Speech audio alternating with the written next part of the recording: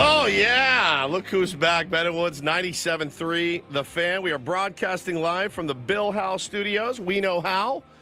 Yeah, we know how. Today's also a National Nothing Day, which is exactly what I feel right now. I feel nothing. I feel nothing at all. I felt nothing last night. Talk about it today here on the program. Great to be here. Happy Friday to you. Get your head right on a Friday. It's weird. It definitely does not feel like Friday to me at all. It's been a very long, disjointed week, but we are back. And, yeah, this will be the final show of the week. And we'll be back Monday morning, 6 a.m. to do it all again. I'm Woodsy. No, we won't, but that's fine. Oh, you're right. We are off Monday. We'll be back Tuesday morning to do this all again. I'm Woodsy. That's Paul Reindl, executive producer of the program. Good morning, Paulie. Hey, how are you? Doing great, Pally. And to my left, the chairman, Benjamin R. Higgins. Now, wait. Hold on. What after the hell? The show today. Oh, it's today. I thought it was yesterday. No, 11 o'clock after the show. Going for the haircut. Getting your haircut. We're going to get rid of the Mao Zedong look, hopefully for good. And it makes me laugh nothing's for every good time. when it comes to hair. But It makes me laugh every time. That guy's got his work cut out for him today. What's your guy's name? Juan. All I like right. the idea of walking in with the AI Picture. picture and just Not being, this. go, anything except for this. Avoid this. Like, you see how it comes out and it then like squares off. Like, if he really high top fades you, like, it's going to be so good. So good. He's like, look, this is what we have to do. I'm going to have to shave that part off.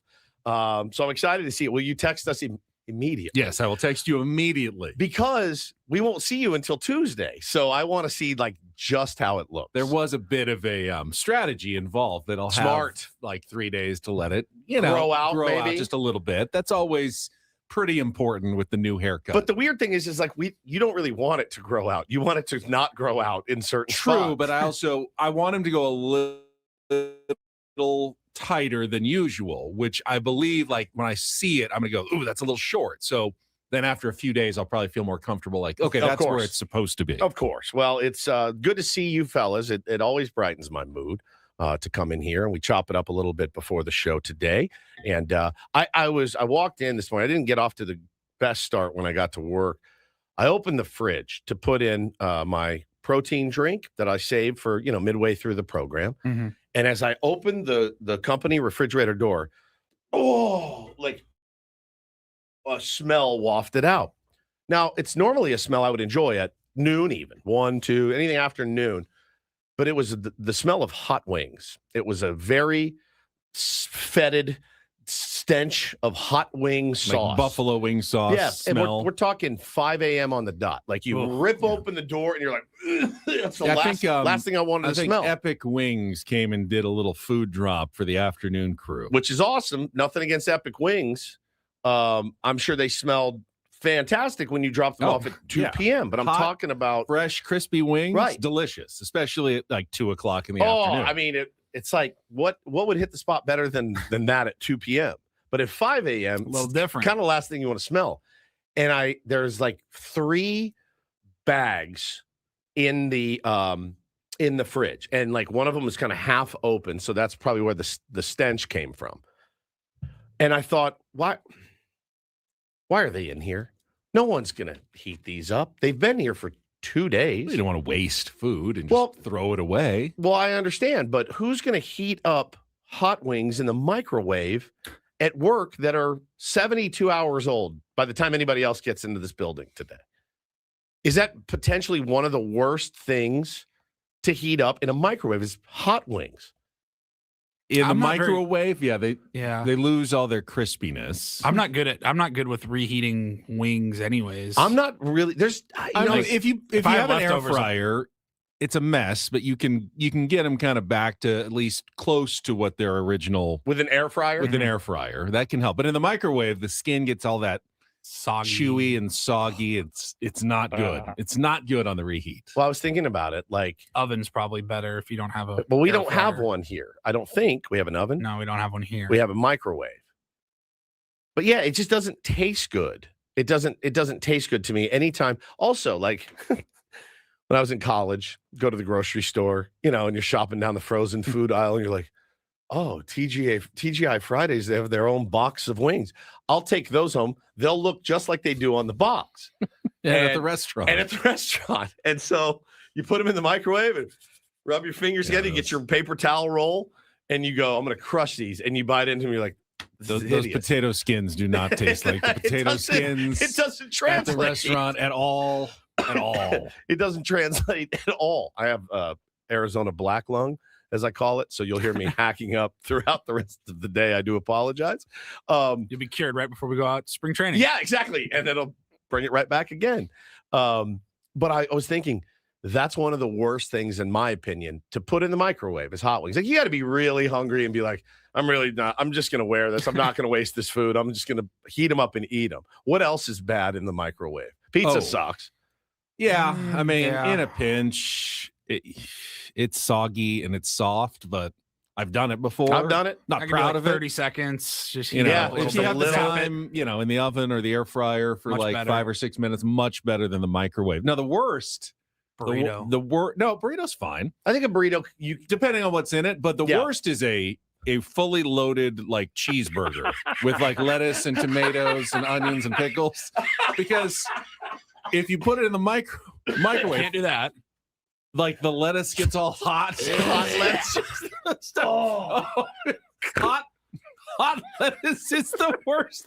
Hot tomato, hot onion, It's hot the pickle. It's the worst. It's disgusting. And the bun doesn't do well either, but the lettuce is what really gets you. Like, have you ever not you've not taken off the taken it lettuce and all you off? saw there's a piece of lettuce in there and you Oh. open it up and it's been microwaved. Hot and it's lettuce. Hot lettuce is so on your- gross. I don't on think I've your ever microwaved a heated full burger. Have you not? My No, wife. I don't think so. My wife, which is the greatest. My wife Hannah doesn't. She refuses to eat any leftovers, and I mean, there's no meal that if I make it on a Wednesday that she will even consider going back to on a Thursday. None. And I mean, chicken breast, grilled chicken breast, stir fry, spaghetti. The things that are kind of standard. No, like meal prepping. No. Isn't that kind of the same? No, yeah, I mean, but like a left. If I make a meatloaf on a Wednesday night and it's really, really good, she will not heat up a piece to eat on Thursday. Once she eats it on Wednesday, she's done. So I always get all the leftovers, and I have no problem with after a workout going in. I'll eat this chicken breast we grilled last She just doesn't night. want to eat the same thing twice in a week. I don't know what it is, but what she will do is this: I will come home, like I came home from the trip, and I opened up the fridge, and there's like a half a cheeseburger in there, and I'm like, you're not eating this. And it reminded me because it's a burger, Right. lettuce, tomato, onion. I'm like, you're not going to throw it away. If you're not going to eat it, really, I mean, you can deconstruct it, which sucks. Like pull Correct. off all the cold stuff and then put it on afterwards, but that still is not good. I'm such a huge fan of Hannah just said in the chat, I have an aversion to reheated food. So meal prepping for her is not ever going to. I can't. Hey, babe, I made you 5 meals for the week. She's like, I'm not eating them. So you're gonna have to eat double meals. Like, she just doesn't like reheated food. I guess I've never met for burgers in particular. I've never met a burger that wasn't going to be finished in one fell meal. swoop. Yeah, Like, it's a good point. I've never eaten half of a burger. Oh, No, I've done it. I'll save the rest for. I would probably It's- toss it. Paulie, it's the nastiest Oh, it's so reheat. bad. It's the nastiest reheat. I'll take the patty out and eat that. I Like hate pizza, that you word. have to reheat. You're not. I mean, you shouldn't put down a whole pizza. I did the other night in Arizona. I was so proud of myself. Burger's best friend, French fries, also in the microwave. Not They great. just So they turn gross. into the limpest, softest side dish that you can imagine. Yeah, it is. I'm the microwave expert in our house. So much so that like my son will call me and go, okay, so what do I do? And I'll go, all right, give it 90 seconds, then take it out, then stir it, then give it another 25 seconds, and you should be good. What's your standard microwave number?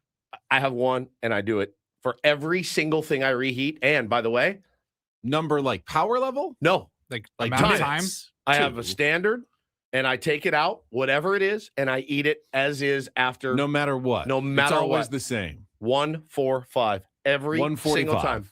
Anything I put in the microwave, I heat up for 1 minute. I just go 1, 4, 5 start. I walk away. It's kind of insane because everything needs its own time. It's not there's not one standard That's my time standard. for everything to be microwaved. Now, if I'm microwaving a burrito that says microwave for 7 minutes, I obviously follow that rule. But do I'm you have talking one of the reheat. microwaves that spins inside at least? Okay, because I love a spinner. Yeah, well, you need to have a Everybody spinner. loves a you spinner. need a spinner in a microwave. Yeah, 145, and I make spaghetti, right, a lot. So next day, put the bowl in there, 145. I walk away, I cover it. I walk away, I come back, I stir it once, and then I eat it. It's still better to do a minute, a stir, and then 45. It's still better to do that. I do minute, stir, minute. I don't have the time to go back and stir it, nor the inclination. I have no time or inclination to go back and stir it. I just eat it as is. That's what I do. 145 every single time. Right, but for everything. In our chat, at 145, that reheated pizza is like napalm. That's true. I don't eat it. I don't eat a lot of reheated. Maybe 30 seconds. Right. Yeah. Well, I'm talking about for leftovers. Any leftover meal, like a meatloaf with mashed potatoes and green beans, 145. Stir fry, 140. The meal that I eat 5 days a week is rice and ground beef. And I stick my leftovers in, 145, walk away, stir it up, little mustard, and I eat it. Eric seems insane. He says a Jersey Mike's number 13 heated for 15 seconds is heaven. What is that? What's a 13? That's the Italian, I believe. Okay. But if you have it Mike's way with all that shredded lettuce on there, you can't put it in the microwave. And with the juice and the no. It's hideous. I've had the 13 grilled. Like 13 they grilled. Do it for They you. do I it think for they you. call it a 31. When they do it, it's phenomenal. Well, I hope you guys like reheating talk because this time next year, that's all we're going to be talking about. Sandwiches, breads, meats, shoes, socks, you like sandwiches out there? Belts, shirts, because we will be fully locked out of baseball in 1 year from right now. You can mark this, write it down. What are you talking about? The game's in a great place. Isn't it awesome? It's so good. It's so Everyone's healthy. having fun. If your name Everybody's is having Kyle Tucker. Baseball's in a perfect place. Yeah, Kyle Cucker is his name from now on. His name will never be Kyle Tucker on this show. It's Kyle Cucker. Pulled the full-on Kevin Durant and joined yesterday. If you didn't hear the news yet, the Los Angeles Dodgers, of course, swooped in, and a lot of people thought they would. I was unmoved. I really was. They've signed a lot of guys in the last few years that made my blood boil. I mean, like boil. Like at home, like this remote is going through the wall today. That's just what's going to happen. But Kyle Cucker didn't move me. And it's probably because of the information that I heard about him 24 hours ago from somebody that is very in the know about Kyle Cucker and said he doesn't like baseball. You have to beg him to be in the lineup every day. I was DMing with I do have friends that are Dodger fans. I'm sure they're watching. Good morning, everybody. And I said, hey, let me be honest with you. I'm very surprised because I know a couple of things are true. We'll just get into this here. Why not? Andrew Friedman, smart dude. Okay? Obviously, smart guy. The Dodgers culture, very good. Tip your hat. They have a great culture. The culture is about winning, and they hold each other accountable. Guys put in a lot of work there, right? You see Mookie, you see Freddie. I use Mookie Betts and Freddie Freeman as examples to my son of, hey, man, these guys have multiple rings. They're still taking extra grounders before games. Like they really care about their craft. Their culture is a good one. I said, Kyle Tucker, I was shocked when the Astros said, we're good. I know we drafted and developed you. We're going to let you go. The Cubs were like, we're good after a year. I'm not saying that he's a bad dude, but there are guys in the game that are just good baseball players, but they don't love the game. And he's one of those guys. The quote that I heard was, you have to beg that MFer to be in the lineup. You have to beg him to play baseball. So I said to my Dodger fan friend, I said, you guys are smart. You're well run. Maybe you can change him. Maybe he changes, right? And for $60 million a year, boy, you sure hope that a guy really likes being there. I said, this one, out of all your moves in the last few years, this one surprises me the most. I'm really, really shocked. Maybe, I mean, even at $60 million a year, with that team, with that roster, and where they're at right now, he doesn't need to come in and be the guy. Correct, which may have been the best thing for him to go, and you made the point before the show, Ben. If the Padres scrimped and took out loans and got backdoor loans that they didn't know about and came into some cash and were able to scrimp and save to pay Kyle Tucker $60 million a year. We all remember what we traded for Juan Soto, and he was really good here, and our fan base loathed him because he walked a lot. Kyle Tucker would have to go 375, 46 bombs, and 160 RBI. That's not who Kyle Tucker is. He's a 5-WAR player. Like, he's a really good player. He ain't a $60 million player, guys. Come on. Like, we've lost the plot here. He's not a $60 million a year AAV player at all. And with the tax that they pay, like 120. He's not a $126 million a year player. He's just not. And that's okay. They can afford to make these mistakes. But the culture thing that I heard about him and the fact that, like, he's kind of like he's a better Anthony Rendon that gets hurt less. But, like, that's kind of what Chris Rose said yesterday. I had it confirmed by a guy that, is in the know. And I just thought this one surprises me. And it's a little bit greedy, in my opinion. But when you have it, why not flaunt it? I can honestly say that had it been the Padres, had we been stunned with another just AJ Preller bombshell yesterday, and they had signed Kyle Tucker to a 4-year, $240 million contract, it would have been rejected. Number one. Well, fine, but let's for whatever reason it went through. I would have to sit here and be critical of that decision. I would say, yes, this is not a good move by the Padres. I'd be glad that they're going out and spending money and trying to win, but my logical brain would say this doesn't make sense. This is a massive overpay for the wrong kind of player. What on earth are you thinking? But here's the problem. I'm not going to do that for the Dodgers because it's not a massive overpay for them. No, they don't care. It doesn't have any consequences. Had the Padres or pretty much any other team other than the Dodgers or Mets done this, it would have been a bad move.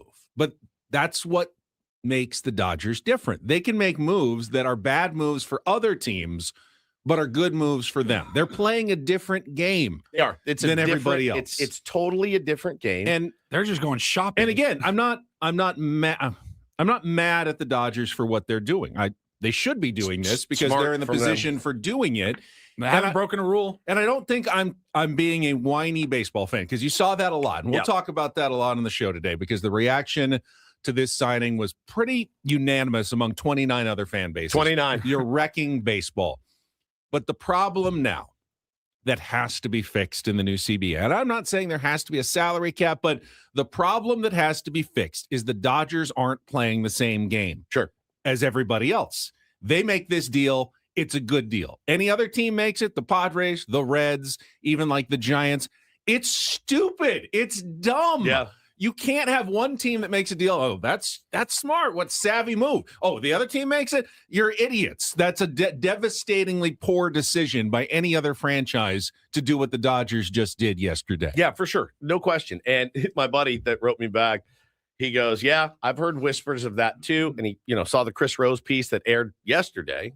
And he said, the thing is here, the plan. He can, because he was injured for a while with the Cubs.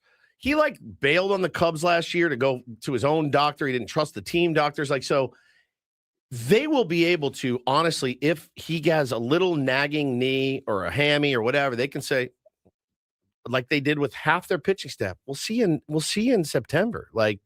We're good. You're a good player. You're an elite hitter. You have an elite eye, great bat to ball. You know how to play the game of baseball.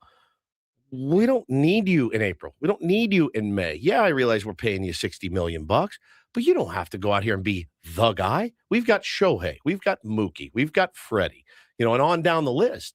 You don't have to come in here and carry the Dodgers on your back. It's quite the opposite.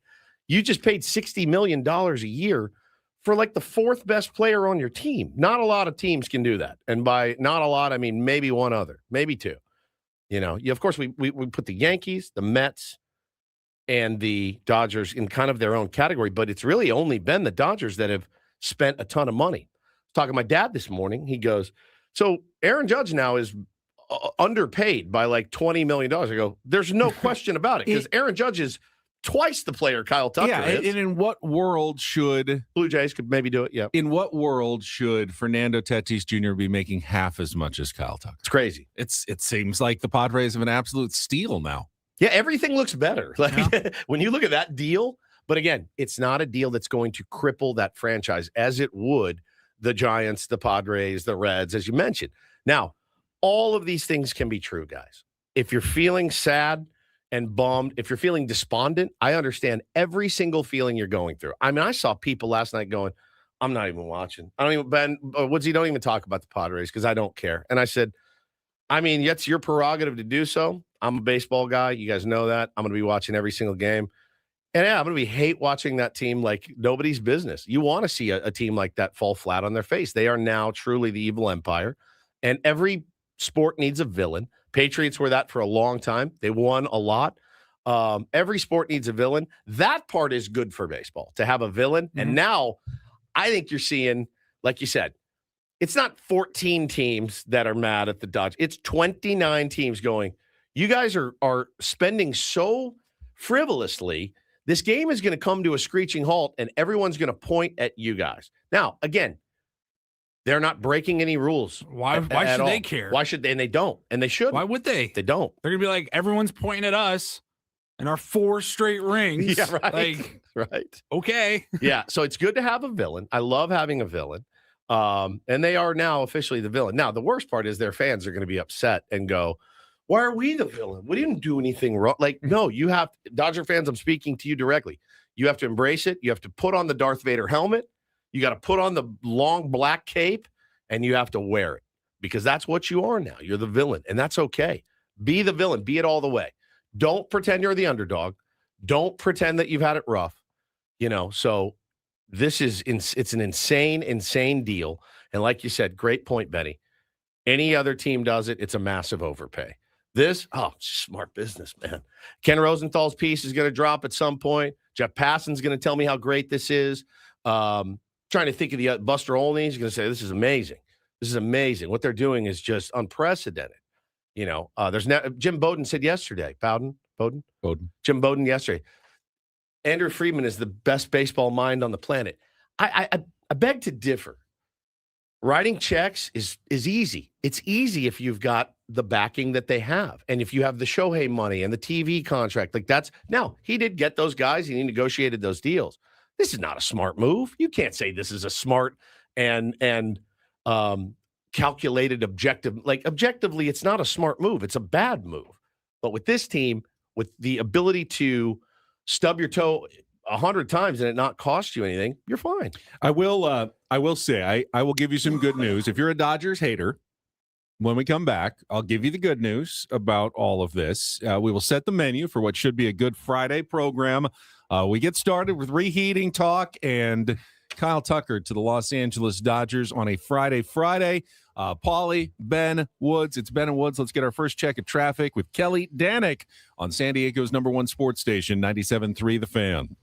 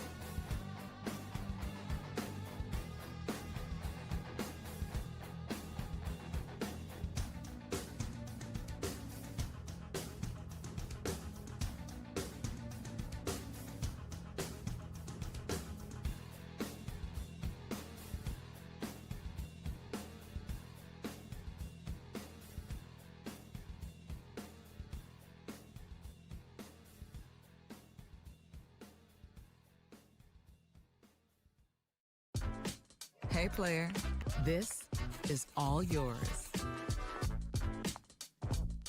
This room with this view. This speakeasy with this cocktail. Hey, could you make that too? This spa with this. Ah. And this pool on this roof. This is all for you. The all-new Hamul Casino Resort, now open.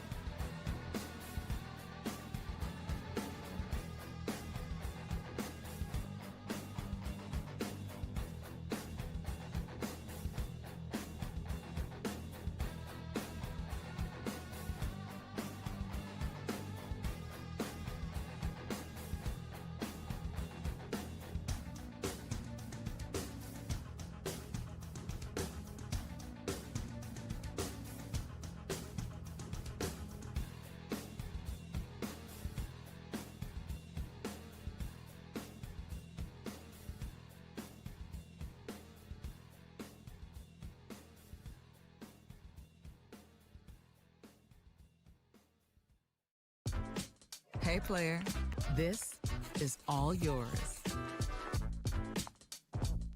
This room with this view. This speakeasy with this cocktail. Hey, could you make that too? The spa with this. Ah. And this pool on this roof. This is all for you. The all-new Hamul Casino Resort, now open.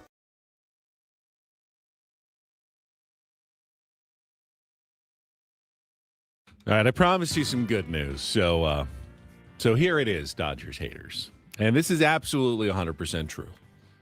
Dodgers aren't guaranteed to win the World Series because they got Kyle Tucker. Oh, they're favorites by far, again. They have been for years. But they could have lost last year. They could have lost the year before. They could still lose in the playoffs. Sure. Anybody can go cold in the postseason. Kyle Tucker, Shohei Ohtani, Mookie Betts, and Freddie Freeman can all hit 175 in the playoffs, and Dodgers get eliminated in the divisional round. Sure. It can absolutely happen.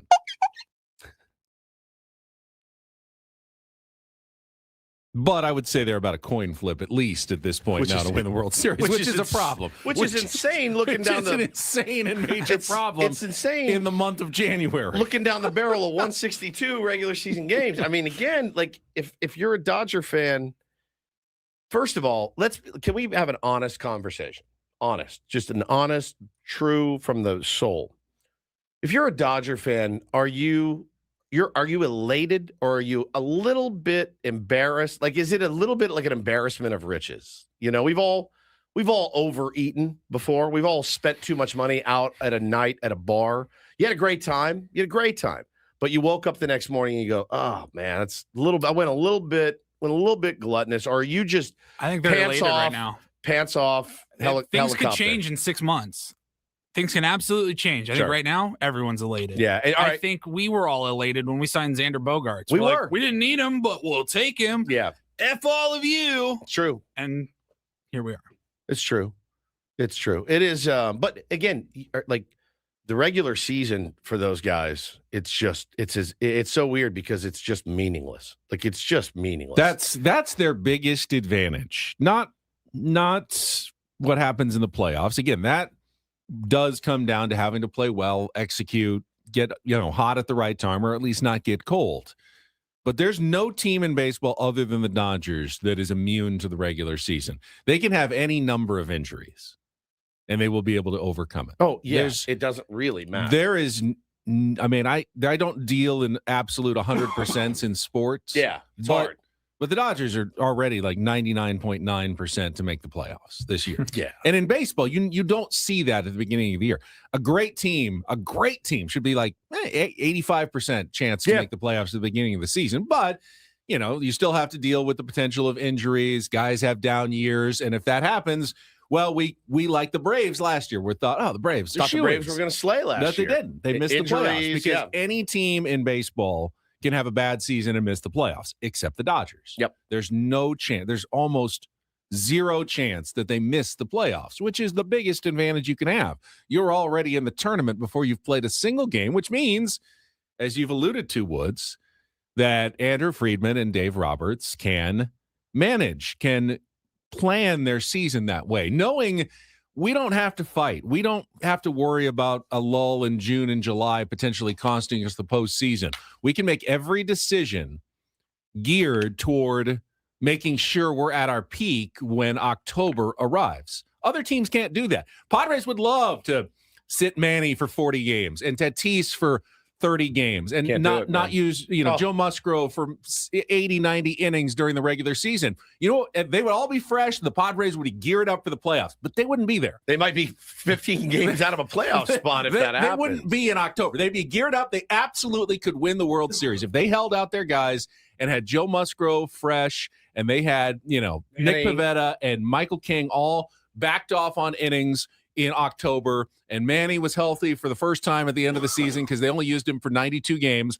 Padres could be absolute dominant in October, but they wouldn't be there because they don't have enough of a team behind those guys to get to the playoffs if they don't use them all season. The Dodgers do. They don't have to use their players all season long to get to the playoffs. It's the biggest advantage any baseball team has ever had, probably in the history of baseball, is they don't have to deal with the grind of 162. No, they really unless they choose to. Right. I mean, Shohei chooses to put his numbers up. Yeah. Honestly, they probably have those conversations behind the scenes. Shohei, we'd love you to play 120 this year. And he wants to put up his numbers and he wants to be in there and he's just DHing and pitching, but they don't have to. They don't have to play any of those guys that much. And that's a huge advantage for the Dodgers. You feel kind of dumb almost looking back like at the last season and being like did they play bad during the regular season, or did they just not care much during the regular season. I just don't. I think it was, I said it. I said it from April on. I said, they watch what they do. Watch what you guys heard me. I said it all the time. Watch what they do. But we got so excited in August when we caught them for the division and, had the division for one day, a 1-game lead. And it's just looking back on it, I don't know that I feel proud. I think when it was happening, I felt proud that the Padres were contending. But now I look back and go, the Dodgers weren't even trying. They were holding the door open for you, right? Letting you walk in, essentially. And, and again, the Padres had a chance to do some damage, and that plan almost backfired. And I was talking to some guys at camp about this, and stay with me for a minute. The year before, when they made it to the World Series, they had 2 starting pitchers, and I thought to myself, man, Friedman and his ego not going out and landing, big guys at the deadline to help them win that could cost them a World Series championship. And you can't waste a year of Mookie and Freddie. And this is your window. And you blew it. You didn't go out and get a starter. Well, what did they do? Dave leaned heavy and hard on that bullpen. Evan Phillips didn't pitch last year because how hard he went. Blake Trinan was ineffective last year because how hard he went. But they won the chip. They got the ring.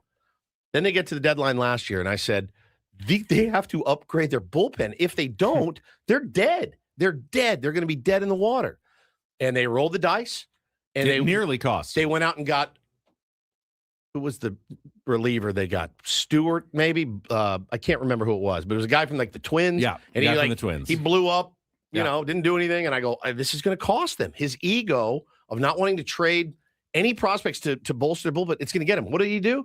He pivoted to Yamamoto again and Blake Snell and guy and Sasaki stepped up in the postseason. Well, they had him buried all year, and they had that opportunity, that ability. This year, it just seems like this is how we do it. We just don't need to go nuts. Don't burn yourself out in April, May, June, July. Crank it up maybe a little bit August, September, and let's get hot going into the playoffs. But again, I don't think they're done yet either. Well, I really don't. And that to me is where I don't think this was the final straw. It seems like it in the moment because everyone is complaining about the Dodgers and 29 fan bases are united in their hate of this move and their hate of the Dodgers. But it will diminish in the next few days and we'll get back to the business of the offseason. When the Dodgers trade for Tarek Skubal, then everybody is going to lose their mind. And that discussion will not stop because that will just be a big middle finger to everybody else in baseball. That's our Joker moment when they trade for Tarek, right? Villain origin story. Yeah. I mean, and they're going to. I'm pretty sure they're going to. They have plenty of prospect capital. There's no reason for them not to. It seems like the Detroit Tigers are heading in that direction. They don't think they can afford him. They want to get something for him. So I don't know if it'll be before the season, it'll be during the season, but it's going to happen. I think it's going to happen. And that is the moment that everybody is going to completely lose their minds. You may even see guys like Buster Olney and Ken Rosenthal go, okay, this is too much. I don't think so. This is too much. I don't think so. It's weird, man, because I remember when Steve Cohen burst on the scene, Buster Olney got his, he was clutching the pearls. Hey, Steve Cohen's bad for baseball. They got to put a rein on this, and they created basically the Steve Cohen tax essentially because they didn't want him going crazy. None of these guys have ever looked at anything that this team has done, this team being the Dodgers, Ben, and said, every move they made, they're like, this is genius. This is Tanner Scott for $72 million. That's great. Didn't even pitch in the playoffs, but still a brilliant move. Michael Conforto on 1 year, $16 million deal. This is brilliant. Everything they do is lauded by the national media. And honestly, I'll say this.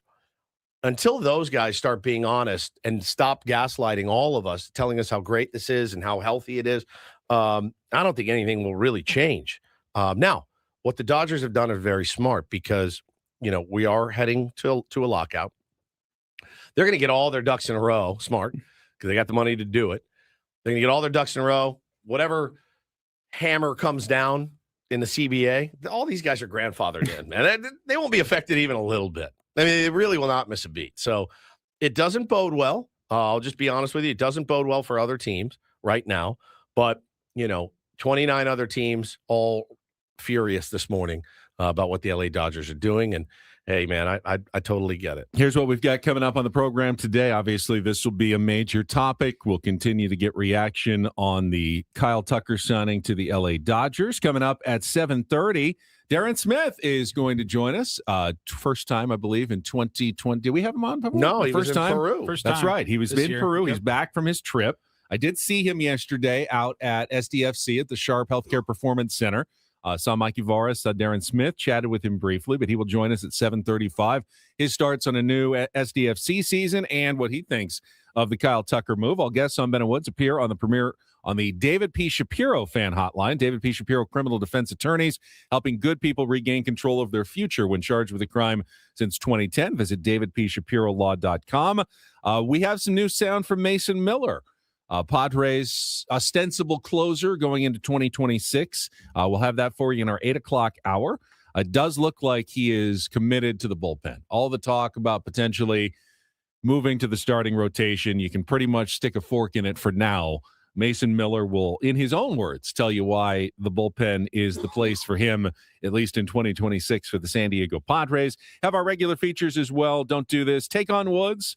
Movies, TV, or music at 8:20, plus our biggest fan contest and our roundel report at 9 o'clock, all going until 10 o'clock and wrapping up the week. So let's check traffic. And then Ken Rosenthal has weighed in this morning on the Kyle Tucker situation. Just posted his column. I'll let you know what he had to say. He's skimming like crazy. On the Am I gonna other be side happy of or traffic. You'll be sad on 97.3 The Fan. From the 855 Get Ross Traffic Center, protecting San Diego after accidents or injury, here's Kelly Danick. Traffic is brought to you by Valvoline Instant Oil Change. Great time to be out on the roads. No incidents, no accidents, no surprises, and really no brake lights. Yeah, if you're out there already, feels like you got the whole place to yourself. We still encourage you to please keep your speeds down. Be extra alert. New year, new goals. Start with your car at Valvoline Instant Oil Change. A fast oil change and essential maintenance checks help keep you moving into the new year. Check it off your list. Visit SoCalOilChange.com. Valvoline Instant Oil Change. Ready when you are. I'm Kelly Danick with Ben and Woods, San Diego's #1 sports station, 97.3 The Fan. Yeah, Ken Rosenthal on The Athletic this morning going full in on let's not blame the Dodgers. Oh, my God. Baseball needs other fixes. Quote, the Dodgers are a convenient boogeyman, but the sport derives an intangible benefit from a David versus Goliath dynamic with 29 teams trying to slay the giant.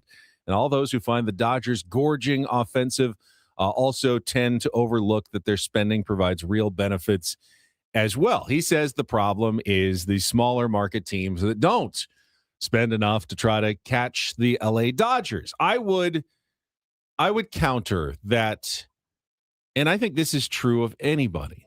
When you are a smaller market team, and I'm not going to even include the Padres in that mix, thanks to Peter Seidler, because they're a lot closer to the Dodgers than most other teams in baseball in terms of what they spend and the kind of talent they have on their team.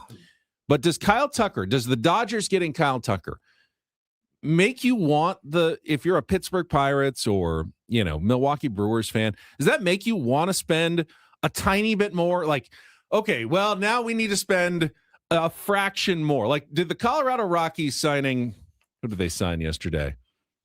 They actually spent some money on, I gotta find it because it's such a non-move. The Colorado Rockies signed Willie Castro to a 2-year, $12.8 million deal. Do Rockies fans feel now?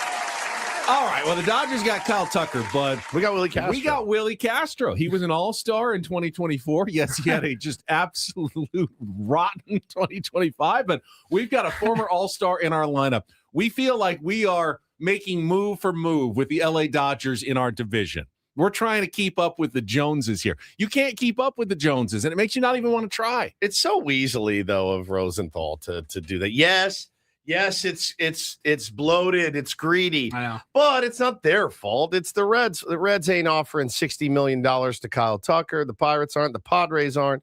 Hell, I mean, even the Mets Rosenthal is so predictable. He's so in and predictable. of itself is embarrassing. We called it. We knew this article was coming. Yeah. He knows. Everyone has a problem with this except for one fan base. I'm even going to put it in print and be like, I understand that you all think this is stupid, but here's why you're all dumb. I'll just say this. from the heart. Don't let it steal your shine, and don't let it steal your love of the game. And I realize that I'm a lifer. I realize that there's nothing they could do. There's no players that they could get that would make me stop watching baseball. They could get Paul Skeens, Tarek Skubal. They could get the best in the world. They already have a good collection of the best in the world. Not going to steal my shine. It's not going to make me stop watching baseball. It's not going to make me stop loving my team, right? It's not going to keep me from being a diehard Padres fan at all. It's just not. There's nothing they can do because, the bigger they come, the harder they fall, for sure. But I even the lockout is not going to take my shine from baseball. But I realize I'm in maybe a minority now, and So that's the tough part. What's your message to the people that are feeling that way? Because I saw them last night. I've seen them this morning. I'm done. I'm out. I said I can't do it. I get it. People feel that way about college football now too. They do. They're like, this is insane. You got to remember. I think for me, and I think I'm inspired by Tim Flannery. Would Tim Flannery quit? No. Like, would he be like, well, I'm throwing in the towel on this season? As a player, would he say, I'm throwing in the towel on this season? I'm not going to try. And no, like, it's not like now for me, I'm like, good. I want to beat these dudes. I want to beat them soundly. It's going to be tough. It's going to be really, really tough, but it's not going to steal my shine. Just like I loved college football this year. It didn't work out for my favorite team and it sucked, but like, I'm fired up for next year. You got to remember sometimes why you actually like the sport. Why do you like baseball? Is it because of a guy's WXOBA, or is it because, oh my God, he just went into the hole and made that play and has this rocket for an arm, or he's so fast and the way he robs home runs? Like, I have to remember baseball in its purest form is just men against men fighting and battling it out to see who's the better person that day, the better team that day. That's how I always look at the game. Spending time with guys like that out there, it changes you a little bit, and you go, no, I want this challenge. I'm into it. Like, I want to beat these guys, and really, as a Padre fan, I want to see these guys fall. And Rosenthal writes, too many clubs, large and small market alike, take a defeatist approach, preferring to lament baseball is broken rather than figure out how to prove it isn't. The Padres aren't one of those teams. The Padres have never, under Peter Seidler, have never taken a defeatist approach. They have always done their darndest to take down the Dodgers. They haven't gotten there. I mean, 2022, they beat them, but ultimately they haven't gotten where they want to go, but they did not take that attitude. They decided we're going to spend more, we're going to shock people, and they got criticized for it by people like Ken Rosenthal. You just get them both ways. You get the Padre, you get teams for not spending, and then you say the teams that do spend are doing so unwisely, and that's you can't do that in a small market. You've got too much debt. You're not complying with debt service rules. You're hitting them on both sides. Whatever the Padres do is going to be wrong. You're spending too much. You're not spending enough. You're not trying to compete hard enough. You're trying too hard to keep up with a team that you can't possibly keep up with. It's a double-edged sword. And, the Dodgers are also, and he mentions this as well, the Dodgers are awash in money, he says, because of Shohei Ohtani. 100%. Yeah. And money that is not available to any other team. It's not just the deferrals that, they'll pay him down the road using Klarna. No, they make so much loot. It's the perfect storm. It's the perfect storm. That once in a generation where everything comes together. They're smart. They're have rich. The best TV deal. They signed the perfect player at the right time, who's a unicorn. There's no other Shohei Ohtani's available, and they have him. Yeah. And they have almost exclusive access now to the Japanese market. You go to Japan, everybody's wearing Dodgers. Everybody's spending money on the Dodgers in an entire other country that's baseball obsessed. Mm-hmm. And there's very few money being made by any of the other teams. It's the perfect storm. Yeah. And then they're re-putting that into their team. Hey, how did that end for those guys in the perfect storm? Not great. Unfortunately, the other 29 teams are the guys on the boat. And Yes, the Dodgers that's are exactly the storm. right. It ended really This well. is awful. It ended well for the storm. The storm did The great. storm did really The well. storm did so well in that. They're the storm. They're They're not the the storm. guy- they're We're not on John the C. boat. Riley hanging on to We're the on door. that. We are on the Andrea Gale right now. Baseball is on the Andrea Gale. The Dodgers are the storm. And it's God, it's a great movie. I mean, look, are you going to be fired up for opening day? Yes, I'm going to be elated for opening day. Baseball is my entire life, heart, and soul. I hate these guys with the passion of 1,000 suns. I hope they trip and fall, and it will be so embarrassing if they do. Like you said, Benny, a coin flip to win the World Series in January is insane. It's insane. It could always come up tails. Hey, tails is a possibility. Tails is a possibility. I want to get into more specifically. How does this move affect the San Diego Padres? Sure. Like, in what ways does the Dodgers acquiring Kyle Tucker impact the Padres directly? Talk about that coming up next. Hour number 2 of Ben and Woods on a Friday morning on 97.3 The Fan.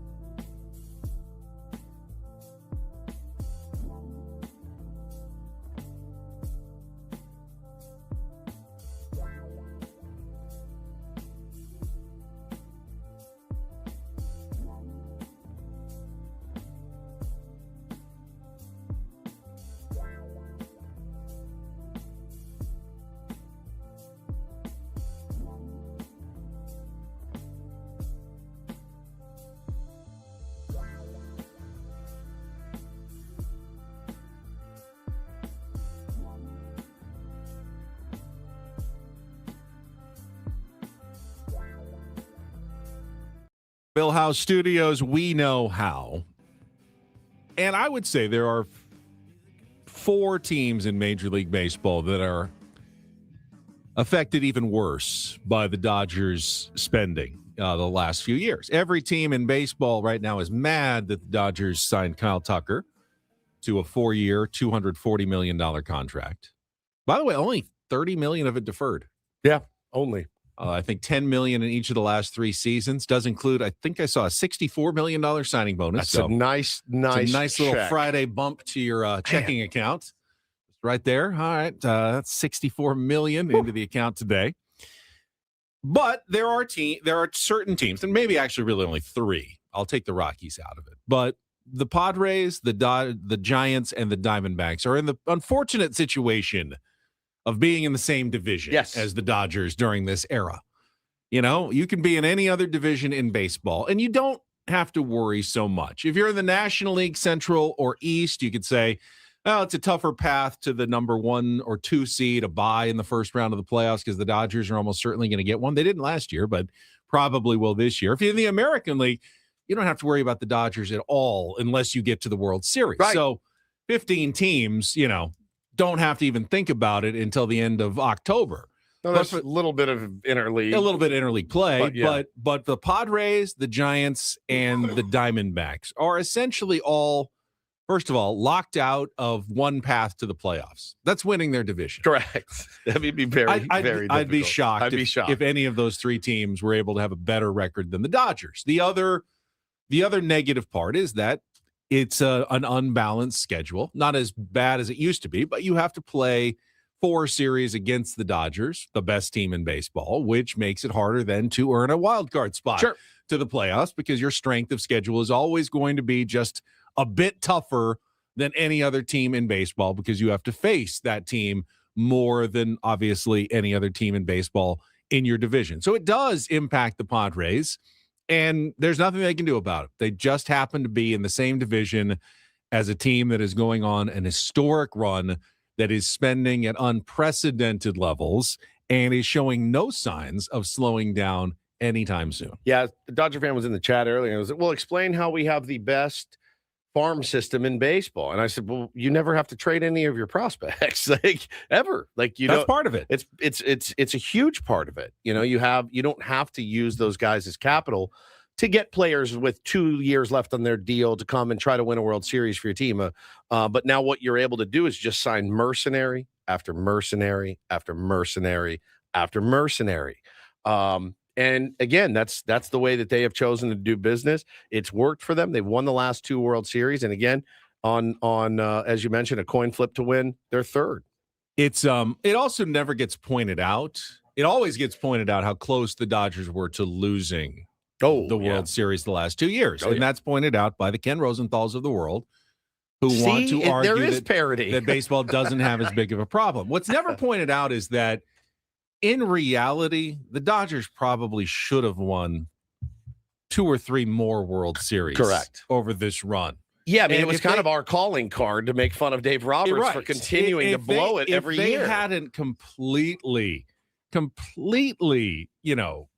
stubbed their toes in a couple of those postseasons when they were the favorites going in and fairly dominant favorites, then what would we be saying if they had not had the poor Dave Roberts managed, playoff runs that ended in shocking eliminations early? If they had won 5 of the last 6 World Series at this point, what would the conversation be like today? And now they're adding Kyle Tucker. They already signed the best relief pitcher in baseball. Yeah.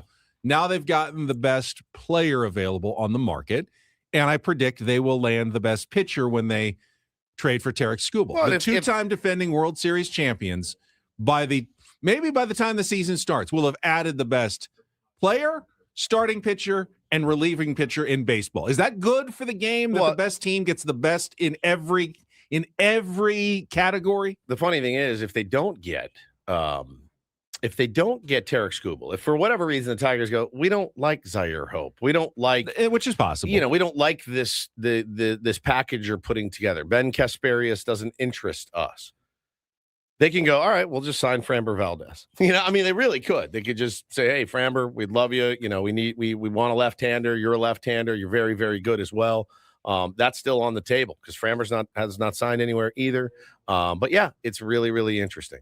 I will give Dodgers ownership credit, especially for one thing, though. No one would have been mad if they didn't sign Kyle Tucker. Correct. And they still would have been World Series favorites. Correct. And they would have, because, again, they're paying the luxury tax this year and every year on Kyle Tucker. So, essentially, that's $120 million that they could have pocketed instead and still had the best team in baseball. Yeah. But they are saying, you know what? I don't need to keep that $120 million. Let's do this. I will give them some credit for that because I think the temptation, if you're an owner and no one's going to be mad if you just pocket that $120 million. You just run it back and after adding Diaz and maybe a couple other little pieces to help round out the roster, give you a little more depth. And I don't even know how much better Kyle Tucker makes the team. Yeah, I mean, he's a good player, but they're already so good. It's it's fractional improvement at this point. And you're spending unbelievable gobs of money for fractional improvement on the already best team in baseball. Yeah. I'll tip your cap on that because even though it's a consortium of Guggenheim partners that are phenomenally wealthy, $120 million is still $120 million that they could a season. Yeah. That they are paying. Yes, not all to Kyle Tucker. Some of that goes to the Major League Baseball revenue sharing. Some of it goes to the players' retirement fund. That's where luxury tax money goes eventually, but it is coming out of the Dodgers' pockets. The Dodgers owners are paying that money, and they probably didn't really have to. It's not because of pressure from their fans that are saying, yeah, we're not going to show up unless you sign Kyle Tucker. I mean, wait for attendance to plummet at Dodger Stadium. No, they had no external pressure to do this. This is all just their desire to keep it going and keep winning. And I do admire that. I really do. It's something. It is something else. Greed is one of the 7 deadly sins. And it hasn't bitten them yet, and you got to think that it will at some point, but I don't know. I mean, the worst kind of greed would be then just to take all their money and correct. It's a different kind of greed. This is a different kind maybe of greed. This is gluttony. This is gluttony. Gluttony. Yes, you think this is gluttony. It's gluttony. Exactly. So I don't know, man. I'm again, I wasn't super moved. I just based on the stories that I heard about Kyle Tucker. I mean, again, he could get in there and they could say we can fix him. We can fix him. Yeah, he's a little bit rough around the edges, maybe this, that, the other, but he comes in here. A not fixed Kyle Tucker is a really good baseball player. Exactly. Even a Kyle Tucker that plays 120 games is still a guy that you want to have. Now, again, $60 million a year with the tax 120, pretty nuts. Oh, it's insane. Yeah. It's insane that they're paying that much. Would it have been less if Kyle Tucker had gotten that 7 or 8 year deal that he wanted? Yeah. Part of the reason it's so high in average annual value is because it's so short, and he does have opt-outs after the second and third year. So if he's still craving that long-term deal, he could opt out after 2 years with the LA Dodgers and try to hit the open market again. But for now, I mean, he's actually by present value dollars, because so little is deferred, it's the biggest per year contract of all time. Now, Shohei gets more, but so much of it is deferred that the value of his contract is actually per year lower. This beats Juan Soto's and is now the highest individual contract of all time on a per year basis. I think if you're a Met fan, you're in a bit of shambles right now. I think Blue Jays probably felt they were in on him. I think they made a long-term offer to him, but Steve Cohen wanted to throw money at Kyle Tucker to get him in there as well. They did. They offered him $55 million a year. Yeah. They offered what they probably thought was a ridiculous sum, and they got beaten by $20 million by the Dodgers. Crazy. Yeah. Absolutely crazy. If you're Steve Cohen today, what is your pivot? Because you have to pivot. Cody Bellinger? Is it Cody? But the Yankees are going to also be pivoting to Cody Bellinger. Is it using some of those prospects and going to Detroit and saying, we need Tarek Skubal, we need him right now. We'll eat all of it, the rest of it, and we have the money and we have the prospects that you want. We have arms, we have young arms. Tarek Skubal solidifies their rotation.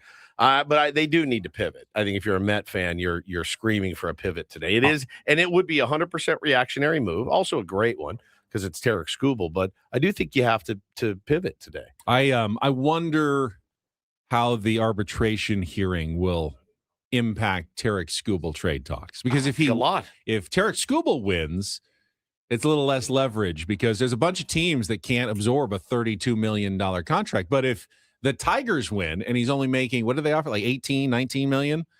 All of a sudden, Tarik Skubal becomes a 1-year rent, a very palatable 1-year rental in which a lot of teams would offer major prospect packages back for. So do the Tigers wait and see if they win that and are in a position, advantageous position, or are they afraid that if they lose, they'll lose some of their leverage in trade talks and it'll only be the big money teams that can take on an extra $30+ million in salary at the last minute before the start of the season? Yeah. It's surprisingly few teams that can do that and go, oh yeah, 32 we already had our budget set, but we're going to add 32 million.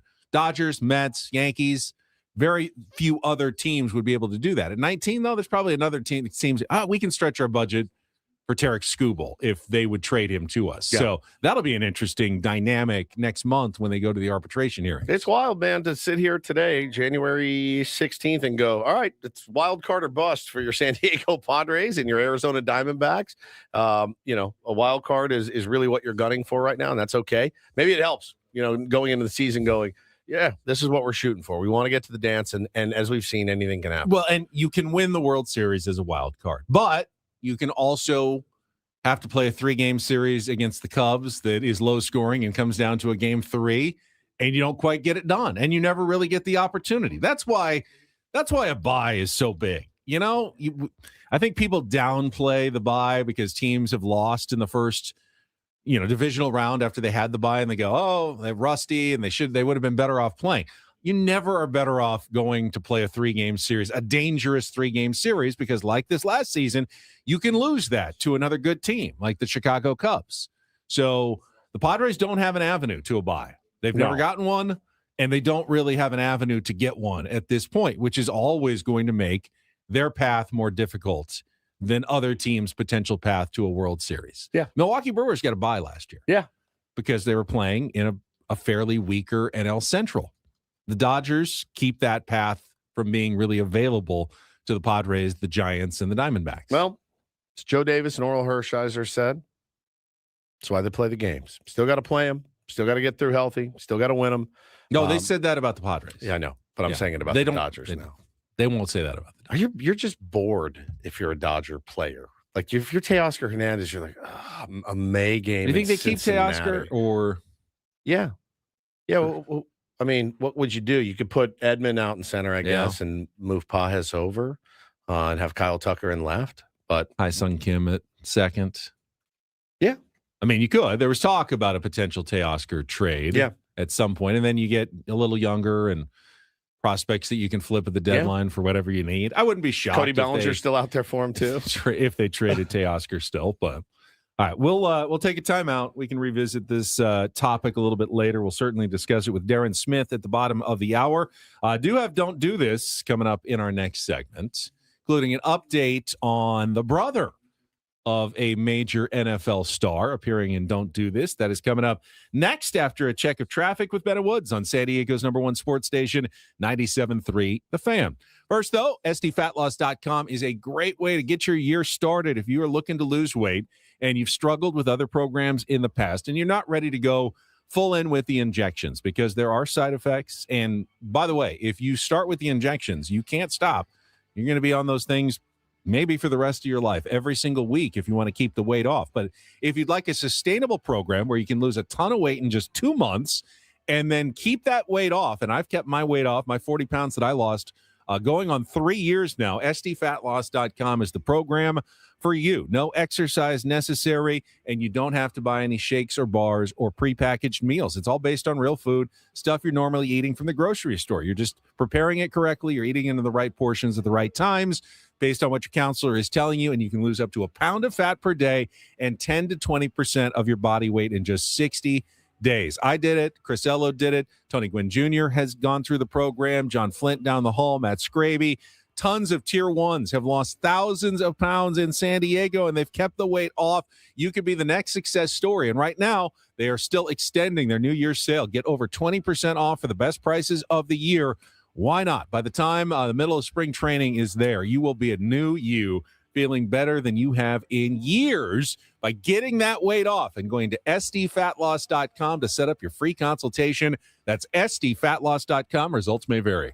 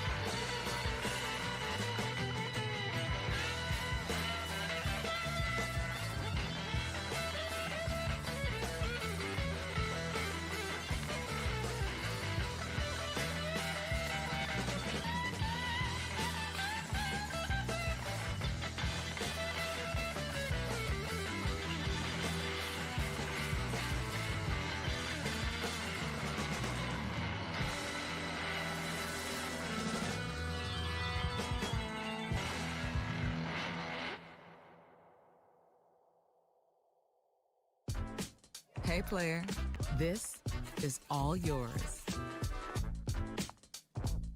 This room with this view. This speakeasy with this cocktail. Hey, could you make that too? The spa with this. Ah. And this pool on this roof. This is all for you. The all-new Hamul Casino Resort, now open.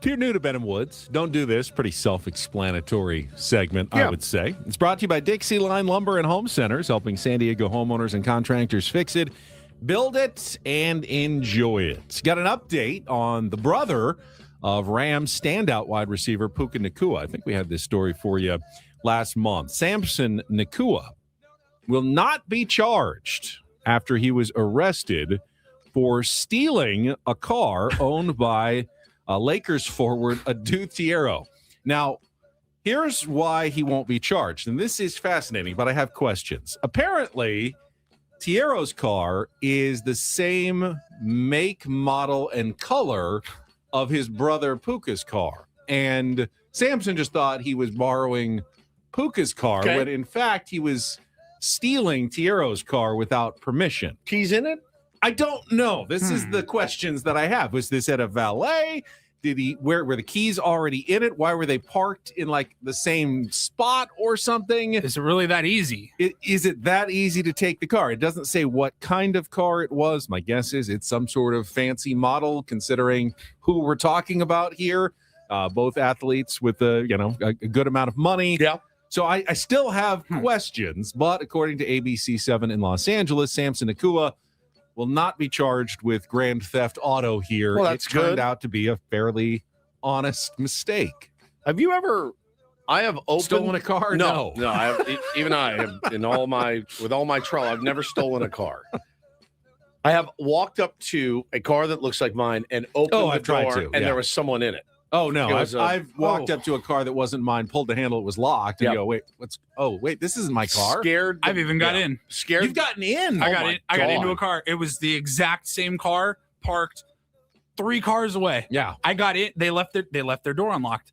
I thought I unlocked it. Nope. I just opened it. What I sat was the in and first sign that it wasn't yours? I think the seats were a little smell, bit different, the seats were off. and just like the mirror was off. You know what I mean? Like wait.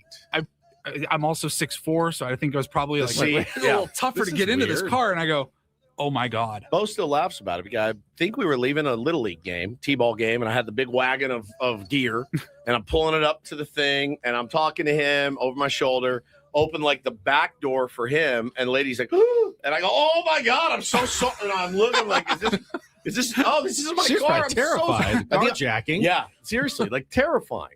Just some poor little league mom sitting in her car waiting for, Timmy to get Brixton to get done playing, practicing baseball, and here I come, like trying to force my way into her car. Bo was like, "Dude, I was leaving a what are Padres you game. doing?"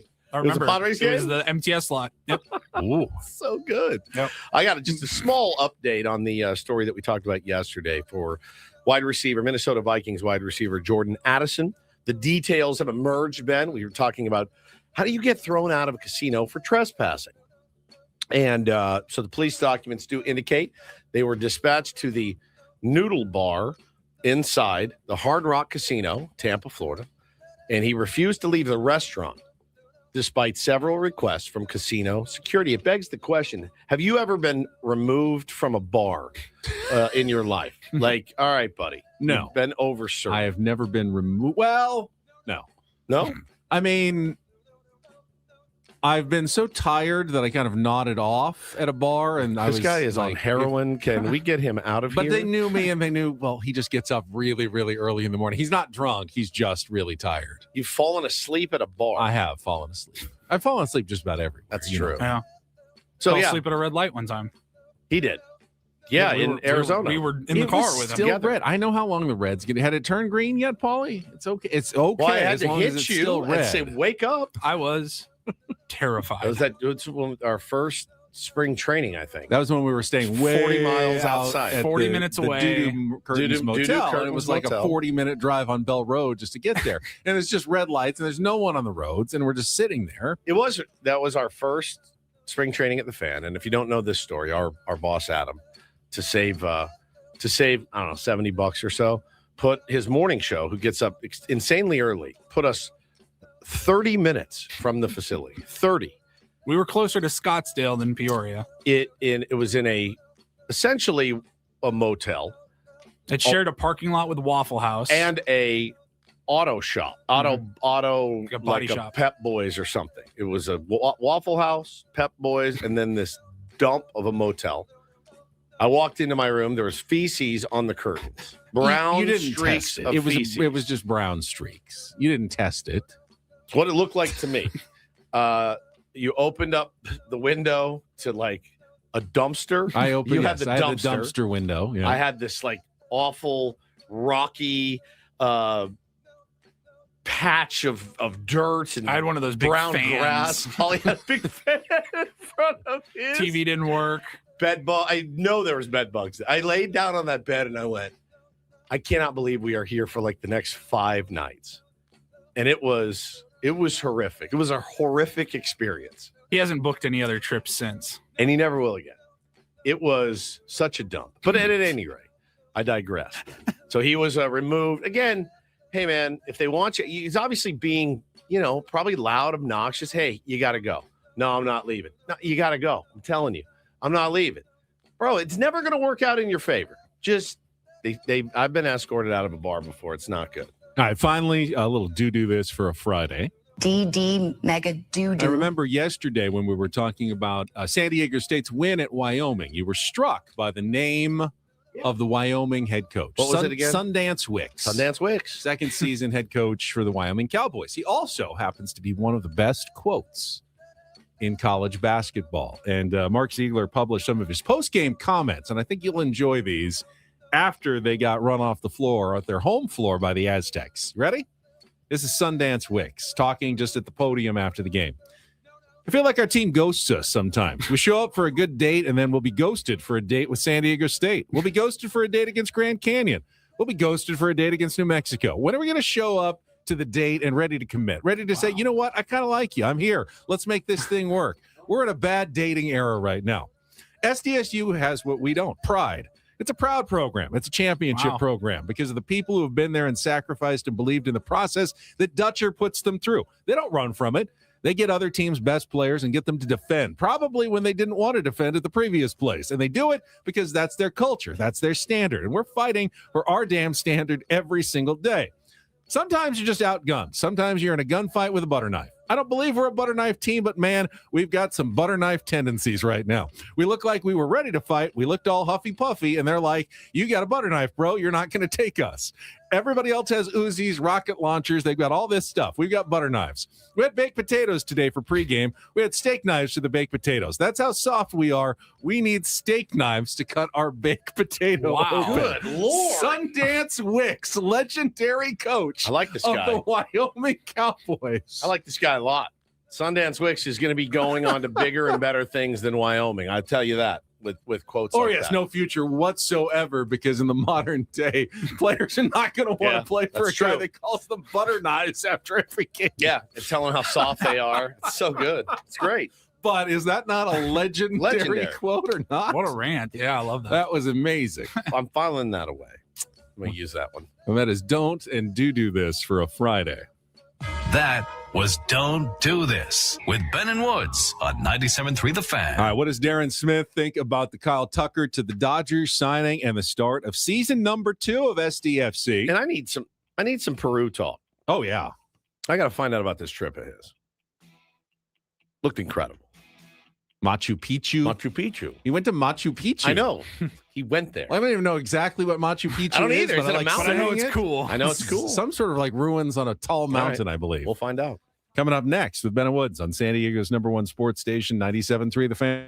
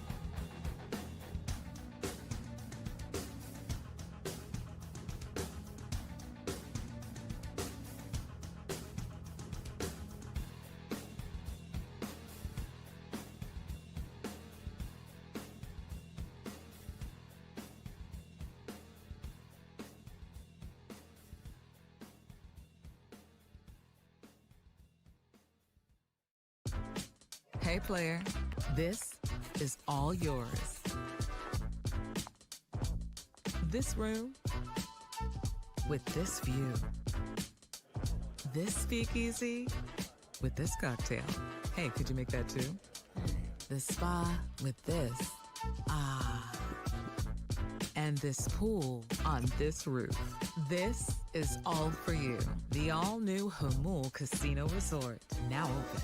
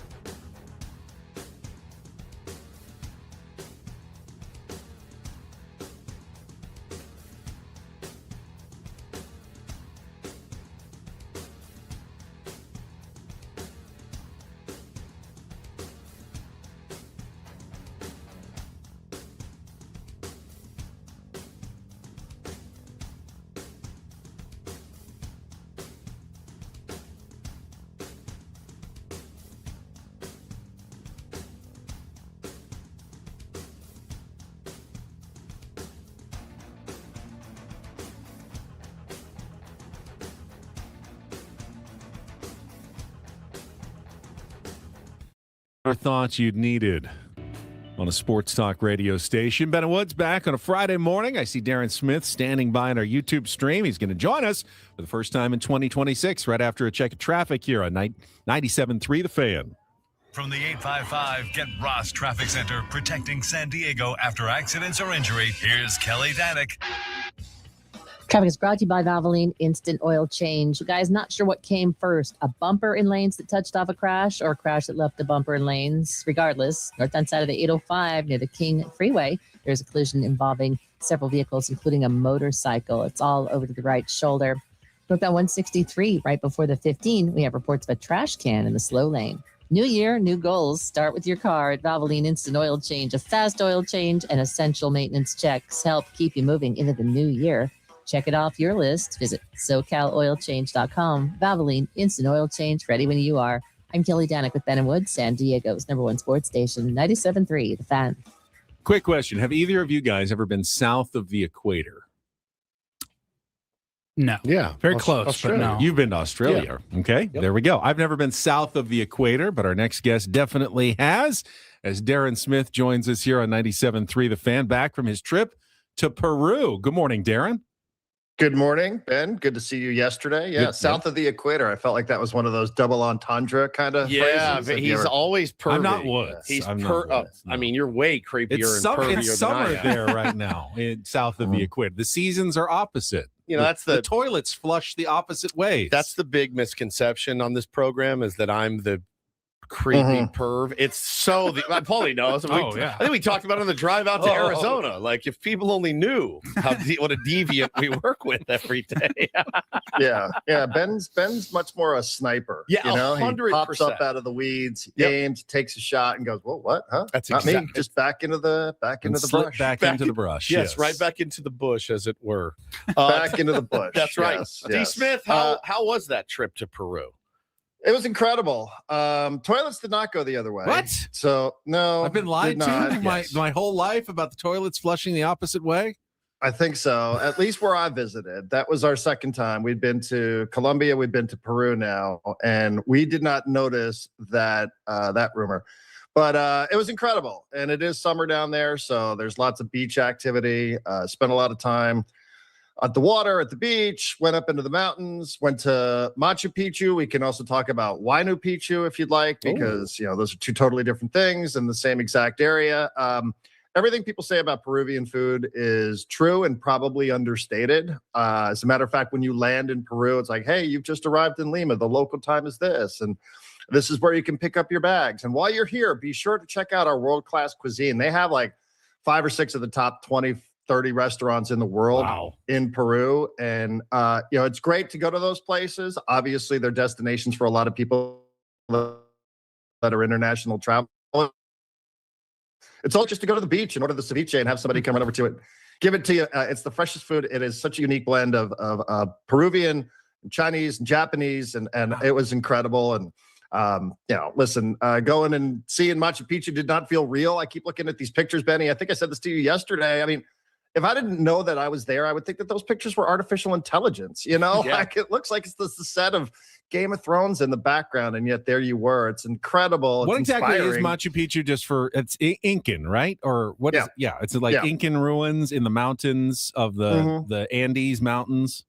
Right. And it was a city that was abandoned when, the Spanish arrived and started conquering Peru because, the Spanish brought, do you really want this history lesson? Disease, I'll give it to you real quick. Yes. Yeah. I mean, it was, they were bringing their religion there, and they viewed the Inca religion, their relationship with nature. They did not view that. They viewed that as sort of, hey, what's that all about? That's Backwards, sacrilegious, non-cultured. So they destroyed all the Incan temples. And, the people that were living in Machu Picchu, so the theory goes, decided that this place is so beautiful that we should abandon it before the Spanish find it. Wow. So they went off and led them someplace else, and the Spanish never found Machu Picchu until it was discovered in the early 1900s. So it was preserved, and, some of that has been a little bit rebuilt, and it's just it's just an amazing thing to think about how advanced they were. Talking about hundreds of years ago, that they had aqueduct systems and they had irrigation and they had, just incredible, forward-thinking concepts about how to build a civilization that, we seem to struggle with here in 2026. Could the Incans fix baseball's economic problems? Well, they could certainly build a stadium that would last. I could promise you that. And they probably could, if you want to know the truth, because, the Incan economic philosophy seemed to revolve around equality and about barter and about everybody being on the same page. So, yes, they did have a hierarchy there, but they also believed that everybody should sort of be on the same level. So I don't know that the Incans would have been big fans of the LA Dodgers, if that's the transition we're looking for. That's exactly the transition. Everybody always appreciates your measured baseball takes. I mean, my wife told me last night, oh, Jeff Bastian just said they got Tucker. And I go, what? Oh, God. And I wasn't even surprised. And honestly, I was a little unmoved. I really was. He's great. He's a good player. Didn't really need him. Massive overpay. I mean, there's no question that's a massive overpay for Kyle Tucker, but they're in such a unique position, Darren, that they can overpay for anyone. And even if they stub their toe, it's not going to hurt them financially. They are printing money in LA. Yeah, I mean, I think that's sort of the question that I had too, as somebody who saw it and went, wait, what? I didn't realize, I guess like in an abstract way, you think that the Dodgers are going to be in on everybody, but I'm like, well, where does he play? Like, what? How does this work? And then the second part is, what's the market? Is there another team out there that was like, oh, well, we'll go to 230. Dodgers are like, no, man, we got to get this guy at 240. Like, who did they outbid for Tucker? I don't know. And it just sort of seems like you said, and you said it perfectly, that it feels like an overpay, and it also feels like a luxury item, like something they just didn't need, just something that they wanted to do. And it's hard for me to understand exactly. It's not like, oh, okay, this guy, perfect fit, absolutely makes a ton of sense, right? Mookie Betts, when they went ahead and got him, or one of these starting pitchers. Yes, I get it. It makes sense. It's just sort of like, oh, okay, like, that's interesting. I guess I didn't see the need for that, or I didn't see the natural fit for the player or for the team. Talking to Darren Smith here on Ben and Woods. And I guess the toughest part for me, and maybe Darren, you can help put it in perspective with the way you think about it, is I'm generally pro player when we're approaching a CBA. Like, yeah, I mean, the players are the product. They're the entertainment factor. I want them to be able to make a lot of money, but the player's stance against salary caps and adjusting the game of baseball, I don't think is good. And I don't want to have to cheer for the owners in the upcoming CBA You will, though. battle. You're going to. But I kind of feel like I have to, because the players' stance of, no, we can't make any adjustments to this, no, there can't be a hard cap in any sort of way, is just leading us down to more of this same Dodgers overspending, going to continue what they're doing. But a cap is anti-labor. I mean, it just is. It is. You can't say I'm pro-labor and still be in favor of a salary cap, in my opinion. Well, and I agree with all of that. And I've always been pro player as well, because I would like these owners to spend money. And, you know, we certainly loved it when the Padres, relatively speaking, were outspending everybody in the league, Yeah. right? So, you know, none of us sat around feeling sorry for the Pittsburgh Pirates. In fact, we started shaming the Pittsburgh Pirates, and we started saying that is crappy ownership over there. So, you know, we were part of that conversation not that long ago. Correct. It's not like we were always living in the world of the have-nots. It's just that that's generally the place that we've resided. So, you know, we've had a taste of that, and we didn't go, oh, this doesn't feel right. You know, this makes me feel dirty. This makes me feel like it's unfair, like it's inequitable. And what about the Marlins? Will anybody think of the Marlins? Nobody said that here. None of us. Please, But- will someone think of the Marlins? Yes, and the Rockies, please. Come Right. on, help out. We What are actually you probably talking about? did. You're enjoying Skip Soto Schumacher and was the Machado and manager. all these guys. Well, what about these poor? None of us said that. So, you know, you do have to be a bit fair, but this does feel like, you know, even the people that have been pro player and proponents and shamed and tried to publicly say that ownership should do more. Like, there has to at least be a conversation about a floor in the sport. Even us are like, I don't know. It feels like a lot. Feels like a lot for the Dodgers. And like, it's almost like, are they doing this deliberately? Are they doing this just because they're making a statement? You know, like, it's just kind of crazy how much they're spending. Now, like, the luxury tax is a form of a cap in that, you know, the Dodgers are now giving tens of millions of dollars to other teams in baseball. What are those teams doing with that money that the Dodgers are giving them? I don't know.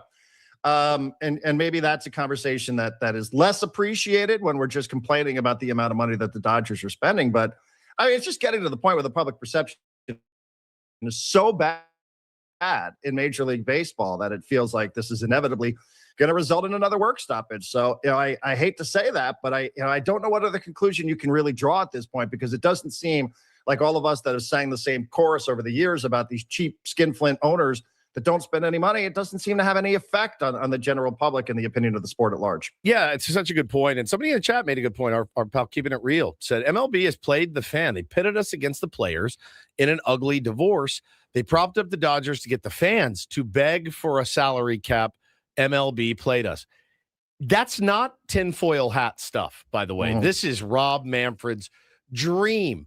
You know, and Darren, you were around. You were on the air talking about it probably every day when the Frank McCourt situation happened with the Dodgers, and they were bailed out. And I mean bailed out by baseball. They were pretty much said, you know, it was pretty much said, Guggenheim now owns you. They're worth $1 gazillion. You guys are going to be fine.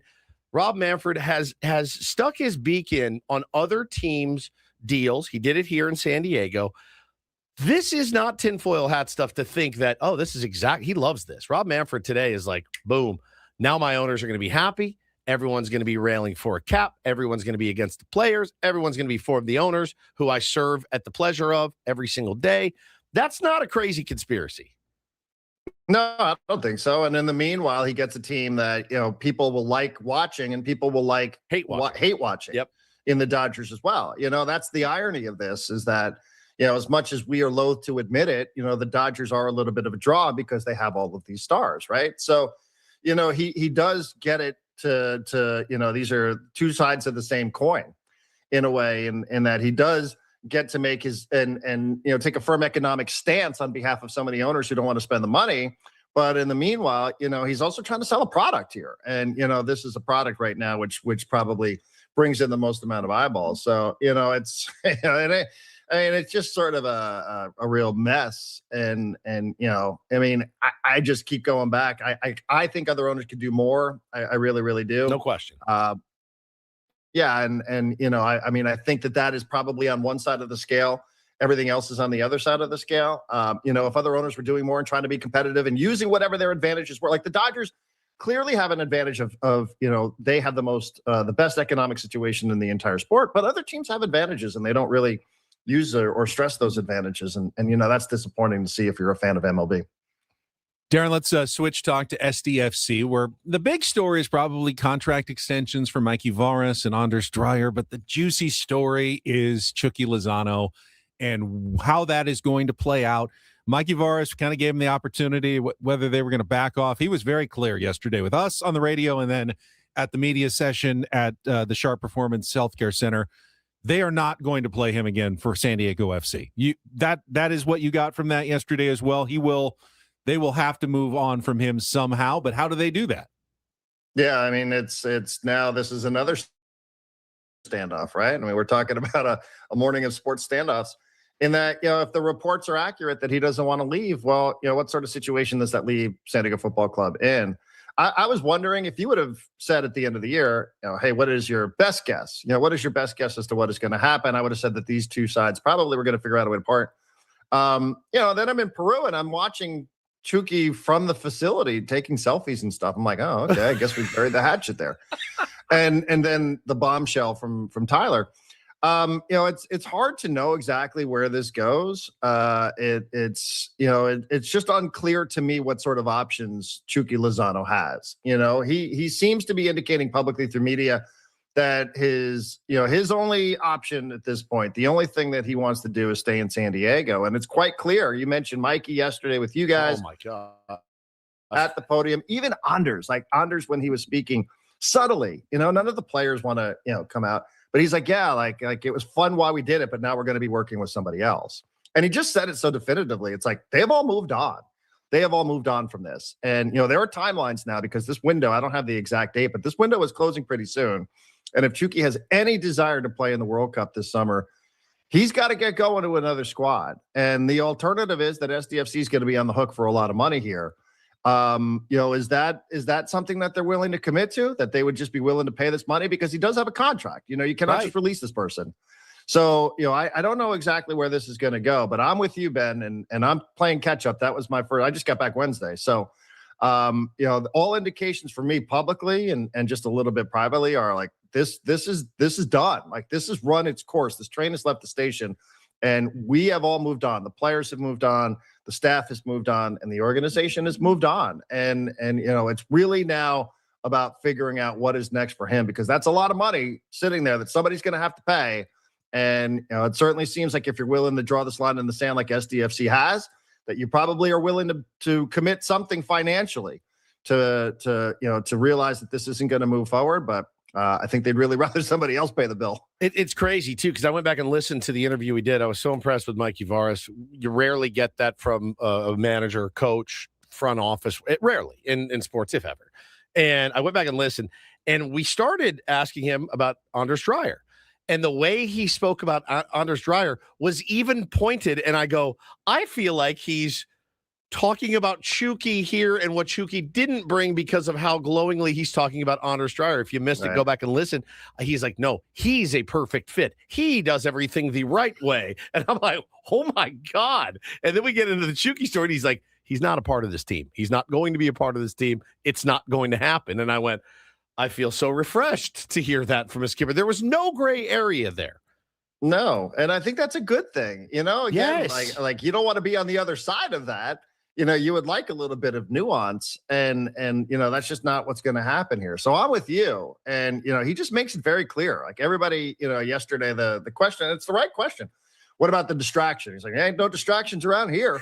Go watch this train. We're doing great. Like we have collectively moved on. And, I know we all found out about this at the same time. I don't get the sense that was a surprise to Irving. Like he was well aware. He didn't find out that he wasn't part of the future when Tyler Heap said it publicly. Right. This had been around for a little while. Now, whatever his motivation is with the selfies at the facility, I don't know. I'm not quite clear on that. But, that was not a surprise. So, he knew it. And if he knew it, I'm guessing others knew it. So, it just as the announcement was the news. That was the surprise for the rest of us. wherever we might have been located in the world. Just to keep you for a second, because we've never really gone through this. What really happened? The reporting was a locker room incident October 4th when Shuki came out at halftime and had a blow up and a, confrontation with Mikey Varas in the locker room. Now, that's not unheard of, Darren. We've seen players, managers yell at managers, and that's kind of a normal thing sometimes. It's emotional. I heard, and then they get over it. A day later, it's like, I'm sorry, I blew up. I heard 30 stories at fantasy camp of guys going at it with Bochy, and right. Bochy going at it with them. Why was this unfixable? Why could they never get past it? What are we missing here? Yeah, I wish I had a better answer. That was an away game, so we do those games remotely. But, the sense was that it wasn't maybe about a moment, that it had been building towards that. There had been there had been a little, some questions about some of the decision-making for him, in terms of how he was fitting in with the system. And it's a very, it's a system-oriented approach that SDFC has. And he's a little lone wolf, and that's okay at times. You need that, you need somebody and maybe it's just a little too much, and they were trying to get him to be a little bit more part of the program. And the decision making that first half against Houston was not great. And he comes off, and I guess it just reached the boiling point. And again, this is me just speculating. I truly do not know the answer, but maybe it had just been building up into a point where the frustration boiled over. And it just got like, hey, it's not working. We've tried, we've tried publicly to say all the right things, but it just isn't working. And again, there's some subliminal stuff there. I thought that came from players that gave an indication that maybe there was a little bit of a selfish persona to him that extended beyond the play. That maybe was more prominent inside of the dressing room, inside of the locker room. So. I wish I had a better answer. I don't know exactly what happened. Nobody's ever given me the play-by-play on that, other than I don't think it was just about a moment. I think it had been building to that for a little bit of time, boiled over, and then even I don't know that the apology. Maybe there was some questions about the sincerity of the apology and those kind of things. So again, I just think. As Mikey said, Mikey used a word that I had to look up. He said, holistically, it's not a good fit. I was like, whoa, what? And it just doesn't seem like a person who's going to command this kind of money and who's this big of a presence, they're just like, you had to just make a decision. And that's what they went with. And, they had some success. They had success without him. So I don't know that we'll ever know the answer to that. I think only the guys that were there will probably know the answers. But it sounded like there was some frustration building up, and it all got released in that moment in Houston. Darren, welcome back to the Northern Hemisphere, and welcome back to Ben and Woods. Always appreciate it. Have a good weekend. Thank you, guys. Appreciate you. There is D. Smith on our David P. Shapiro fan hotline. David P. Shapiro, criminal defense attorneys helping good people regain control of their future when charged with a crime since 2010. Visit davidpshapirolaw.com. It's crazy, man. How many managers and of any sport, head coaches have been held hostage by the superstar player? And not here. It's not happening. Not a fit. We're getting a divorce. All right, I've got a couple more thoughts. We'll reset. We've got Take on Woods coming up. My dog had to have surgery yesterday. All coming up on The Fan.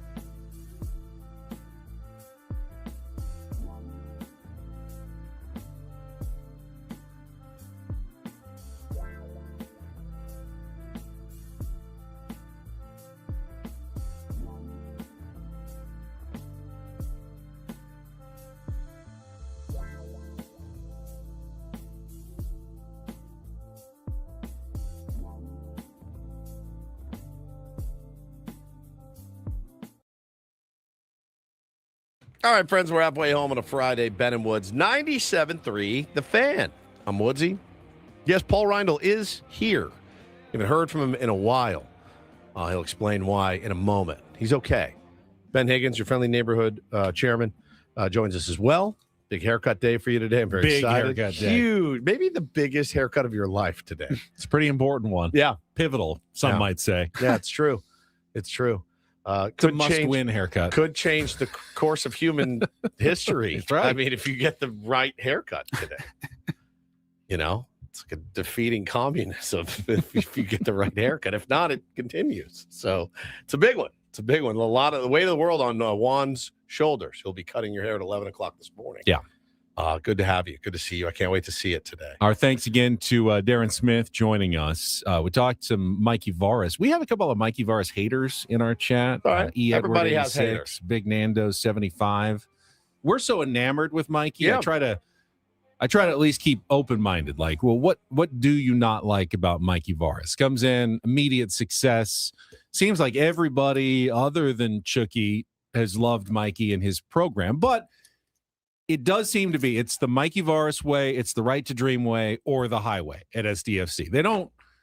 They're not creating like some freedom within the system. Like, oh yeah, no, you do what you want to do. If you're coming in and you're not part of that system in your program, then they will show you the door. God, everybody always wants that in an organization until maybe they get it, right? Yeah. And you run the risk of losing a superstar in Chucky Lozano. And again, I just think it goes to show you nobody is above the team, right? But we all that's what the classic sports fan take is like nobody's above the team, play for the name on the front, not the back, right? And then when it happens, you're like, what happened? Is Mikey an egomaniac? It's just it is. You know, Brian Dutcher We're not such even a- on the flagship and we're defending Mikey Varas. Yeah, we are so bought Brian off. Dutcher is God. such an interesting mix because defensively, he's exactly that. It's the SDSU way, Or the highway. or you don't play. Right. Offensively, no, it's fine. It's the kind of AAU ball. I mean, yeah, he wants them to do the right thing, but you just play your game out there. Freedom. Do what you want offensively. Defensively, though, there's no discussion. You Yeah. play it right, or you don't play at all at San Diego State. But offensively, it's like, as long as you're playing defense, we're okay with a few mistakes here and there Yeah, and offensively. Bro says that is college, and this is professional. Yeah. You're right. You're right. And he said you're developing. Yeah, you are, but you're also trying to install something here, and that is culture, and that is a system. And if one doesn't fit the culture or the system, then they're not the right fit for the culture and the system that you have. If they're not, they're not, and it's time to cut bait. And I think Chucky's very talented. I know nothing about soccer. But I watched that dude play, and I was like, that guy's ridiculous. I mean, it felt like he was twice as fast as anybody on the pitch. Fun to watch, certainly. But again, none of us will ever really know what happened in that locker room that day.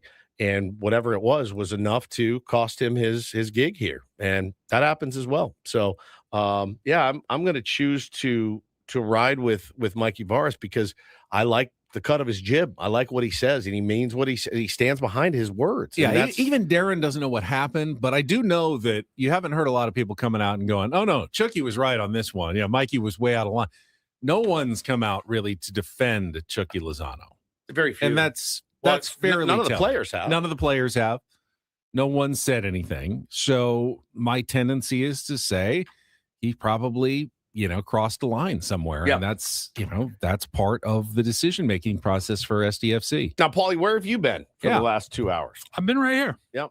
There's been right two here. of you over there, actually. There has been two of me. There was we had a kid. You guys remember Kyle? Nick. No, Kyle. Kyle. No. He was he ran the board during our extravaganza. Yes. You Yeah. thought his name was Nick. It's Kyle.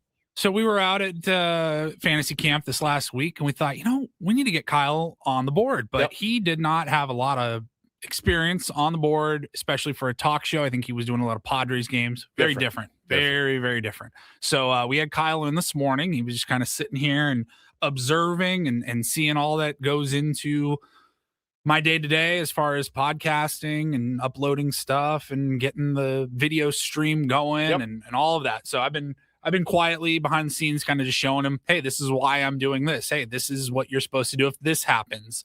He was here for about 2 hours and 15 minutes. Yeah, it was good. He said, when do you want me there? I was like, need you there before 6. He's like, 5:45. I'll be there. Walked right Love in. it. It's excellent. So, I just figure, look, it's a contract year for all of us, Whoa. myself included. Wow. Maybe it's not the worst idea to just have somebody ready just in case something ever happens. You never know. No, that is the worst idea. You That's a never terrible you want to have idea. no one ready. Yeah, you want because that increases your leverage. correct. Mm. You don't So- want to get him good. Right. Kyle, we don't need you anymore. That's actually, yeah. You played that one wrong. I was looking out for you guys, though. That's nice of you, but you got to look out for number one. Right. Mm. Right. Yeah. Now, if he's training up, Adam will go, well, hey. We could just put Yeah, Kyle, there. in You did such there. a good job training him. We don't really need you. So you can dump anymore. this, dump all Yeah, of yeah. this. Don't let Adam hear any of that. Man. Kyle, come back. I'm Kyle, going to show come you how back. we get All rid the of raw- stuff. Yes. Yes. Yeah, you're right. It is a he's not making Paulie train him. It was our idea to train him on the board. Honestly, part of it too was like Adam shouldn't have to come in and run the board for us and try to run the radio station. And Adam, last week, I was like, man, I know that he doesn't like doing this. So I would like somebody that likes being here to run the board, and like maybe we could get them involved. I tried to get Adam involved a couple times last week, and he just wasn't having it. So I thought, hey man, I can get this guy Nick in here, Kyle. and we can have some Kyle. fun with him in the morning. So also like this is kind of what he wants to do. Also is like learn this business. So Adam knows how to do it. I don't think he likes doing it very much, which I don't blame him. If I had to run the radio station and run the board for my morning show that just pounded me all the time, Right. I don't think I'd be super happy about having to do it every day. All right. Meanwhile, we are all pet owners in here. A lot of our Yep. tier ones have beloved dogs and cats, and I'm always curious because I feel bad when I Spend money on your pets. No, I know. it's not. I know. We all know. I feel You hate bad when spending I'm money. so we took our dog in for checkup a couple weeks ago, and they said good health, except there's a concerning cyst growing that we probably need to have surgery to remove. Like surgery, anesthesia, and have What to did- remove it, and have What to did wear he the hear in his head when that happened? Yeah. The sound of a cash which register that's. I mean, I know I'm going to do it. in his mind. It goes I like know I'm going to do it, but it's such a. is the juice worth the squeeze? Is what you thought? But it's nothing like she's not terminal or anything. It's just was a cyst located in a very bad spot. Her anus. Right. I'm not allowed to say the other word. He won't let me. So I'll Yes, just Adam say. won't let you say, but that's exactly where I'll it just was say. located. How's this? Anus. Not Is that better? Not cancerous, but starting to create, shall we say, like blockage, like Of her anus. Yes. Correct. So my son took her in yesterday, and they did the surgery, and then On they her anus. Oh, yes. They removed it. And then I got the call from the vet, and they said, she's fine. Came through the surgery well. Anus looks good. Unfortunately, because of where the cyst was located, Her What anus. was that again? we can't put a pressure Was it on bandage her on, leg? it. As her anus. It just keeps oozing. Like, yo, it's oozing. Yeah. Oozing blood right. out of her. Anus. But I was kind of like, I don't want her back. Did you keep her or what? So then they had to go back in for a second part of the surgery to cauterize and clot more to make sure that we didn't get an oozing Anus. Cauterized back. anus is gnarly. It's so bad. What about a diaper? They make diapers For dogs? Yeah. Oh, yeah. Incontinent dogs. It's not incontinent. I know, It's but just this oozing. isn't. But then you have to change the diaper. She seems okay now. We got her back later last night, and she got the cone. She hates the cone. They all And- and the cone. No dog's like, yes, give me the No, cone. I know no dog likes the cone, but she acts so sad. Like you are Yeah, you're torturing abusing her. Yeah. Imagine if if And we it's had like, you have to wear it for 2 weeks. She's gonna just cry for 2 weeks because she's got the cone on her head. imagine like if something happened to us and they're like, all right, put this cone wear the cone around for weeks. I'd be furious. Sitting here in a cone. What's it? You can't bite whatever. you can't bite your knees or whatever. Like, I would hate wearing a cone. It is the cone of shame. I just wish I could tell her, if you could just have the discipline not to poke around back there, Save that. then you wouldn't have to wear the cone. But because you cannot be trusted Correct. to not poke around back there, you have to wear the cone so you can't get access to your nether regions. Yes. And you know your dog Shalane is insane. That cone will She's be gotten off a little by, better, but yeah, she'll that somehow. cone will be off by the time you get I know. home. And then what are we going to do? Just Hopefully put it back on. I know. You know exactly what Woodsy's cone would be preventing him from reaching. Buddy, if I had that kind of talent, I don't know that I'd be here right now. Okay. I'd be in the movies or something. Okay. So how much? What was the final? It was right around 4 figures. I feel like Been you there. got off cheap, actually. I've I been do. there. I was thinking it was going to be like $4,000. That's tough. Yeah. Now you got to drop that money on a haircut today, too. Right. I mean, it's just when it rains, it pours. It does. It really, really does. It's tough. I'm sorry. Well, I hope she feels better. And it's weird to be a pet owner that's like, I really don't care if I have pets or not. That's a weird, you've always been a weird pet owner in that you're like, I could go either way if I have my choice. I really don't care, like one way or the other. I'm glad that you don't feel that way about your kids, because strangely enough, there are people that feel that way about their children. But I've never met a pet owner that's like, either way. If she's here, she's here. If she's gone, she's gone. Like, it's all right. It's such a trip. I did not want her back still oozing, though. No, I hear you. I totally understand that. Yeah. Oh man, that is tough. That's tough. And now you have to just kind of monitor the anus for 2 weeks, which is just brutal. It's just a brutal surgery. Well, it could happen to any of us as well, just so you know. I mean, all that could happen to us one day. And It's true. And, hopefully there's somebody around to monitor me when that happens. But I hope she feels better. All right, let's take a time out. When we come back, we'll play final game of the week. Take on Woods, music, movies, or television. Stop your making choice. television. For the chance, Stupid idea. for the chance to qualify for the trip to Las Vegas. That's your tell. Like, If I tell you Woods want does- it, you Woods can doesn't come get feel it. as confident in the television category. Who knows what will be picked? Just call us now, 833-288-0973, 833-288-0973. It's Ben and Woods broadcasting live from the Bill House Studios. We know how on San Diego's #1 sports station, 97.3 The Fan.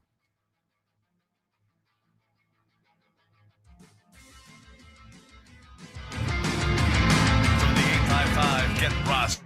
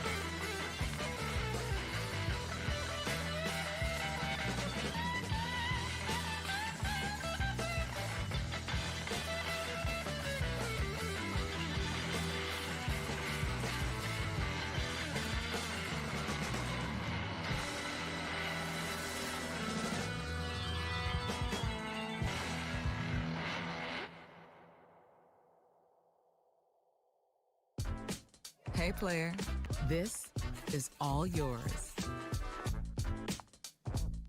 This room with this view. This speakeasy with this cocktail. Hey, could you make that too? The spa with this. Ah. And this pool on this roof. This is all for you. The all-new Hamul Casino Resort, now open.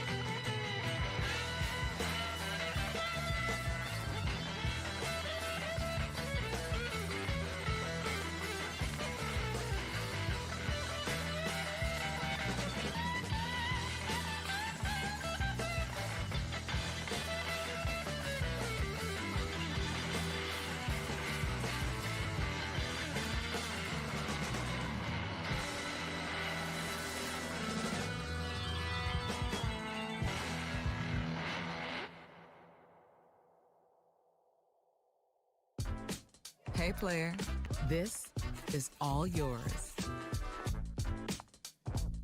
This room with this view.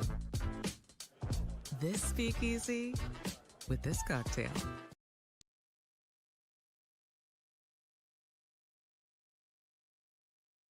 Got some new sound from Mason Miller.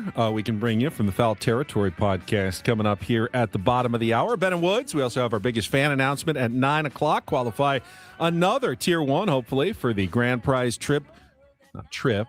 Well, it is a trip to Petco Park in our suite. It's a night at the Petco Park suite. Oh, I can't no, talk. he It's is Friday. Dying, man. He's nervous It's about this done. haircut. Every Friday. He is Little nervous bit. about A this little bit. haircut. Well, let's just move on then and play a little Take on Woods and put Okay. the heat on you instead. All right.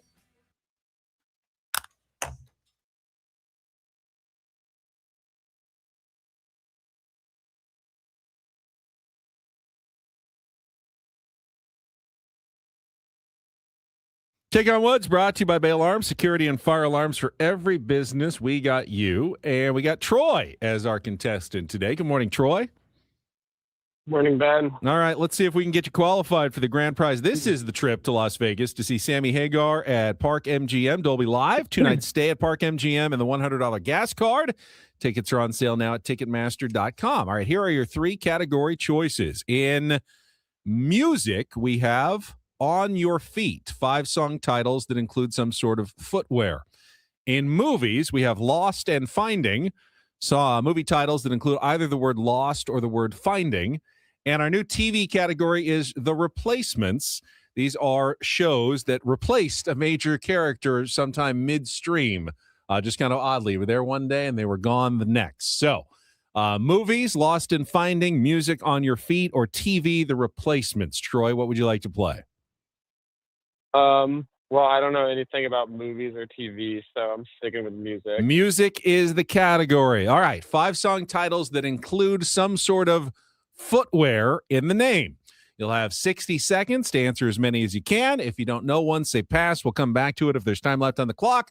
First question, Paulie queuing it up, is the 2-second song. He'll play you a little bit of music. You need to give me that song title and the artist to score that point. And remember, got some footwear in each answer. Troy, are you ready to play? Yes. All right, here we go. Let's put 60 seconds on the clock. The category is On Your Feet. Your time begins when Paul plays the music. Good luck, Troy. Let's take on Woods. Well, it's 1 for the money, 2 for the show. That's Elvis Presley, Blue Suede Shoes. Correct. Frank Sinatra's daughter, Nancy, is best known for which 1965 signature hit?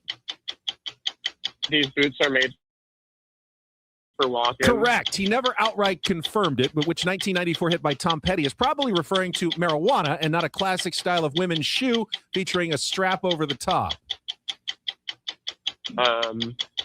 Pass. A troubled youth envisions a school shooting in which 2011 mega hit by Pumped Foster. Up Kick. Correct. In 2022, Flo Rida teamed up with country star Walker Hayes for which standalone single about a particular style of women's shoes? Stilettos. Incorrect. He never outright confirmed it, but which 1994 hit by Tom Petty is probably referring to Stilettos. Incorrect. All right, we got 3 though, Troy. Got Blue Suede Shoes. These boots were made for walking and pumped up kicks. It's Last Dance for Mary Jane. Mary Jane's are those shoes that have the straps on the top. And then you were close on stilettos. Loose cannabis. High Heels is the name of the Flo Rida song. I don't think Woods has any hope at that one. So we'll see if he can get the other ones. Troy's score is locked in. Guess what? Music today. Oh, yes. Music today.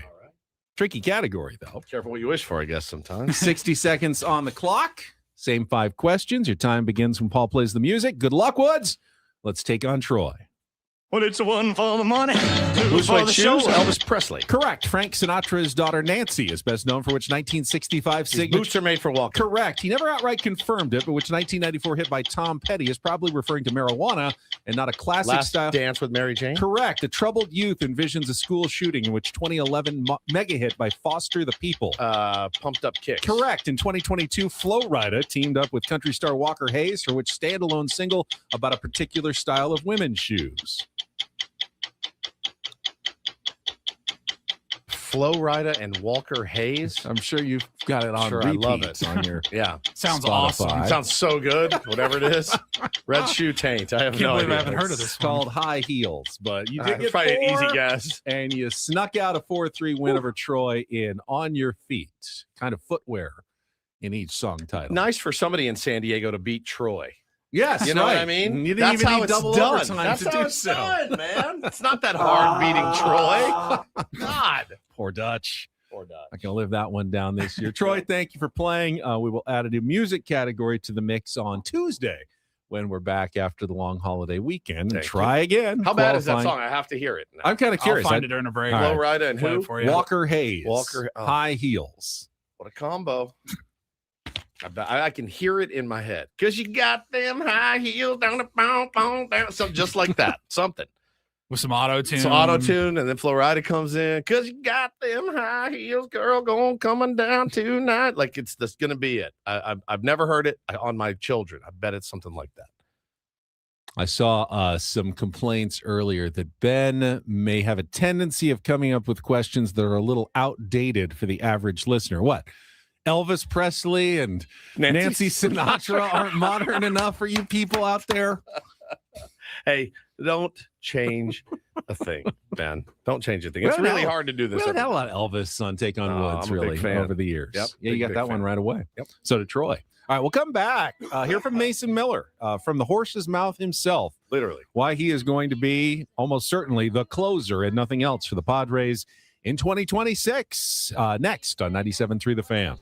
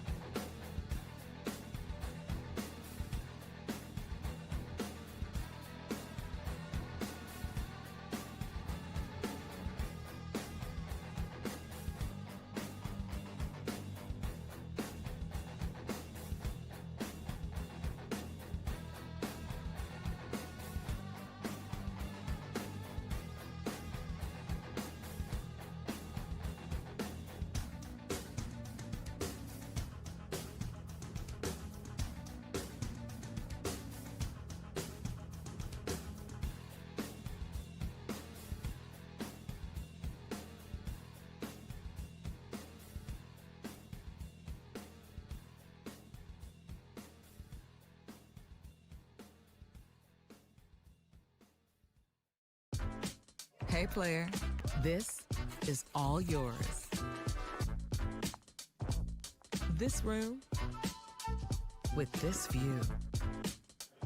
This speakeasy with this cocktail. Hey, could you make that too? This spa with this. Ah. And this pool on this roof. This is all for you.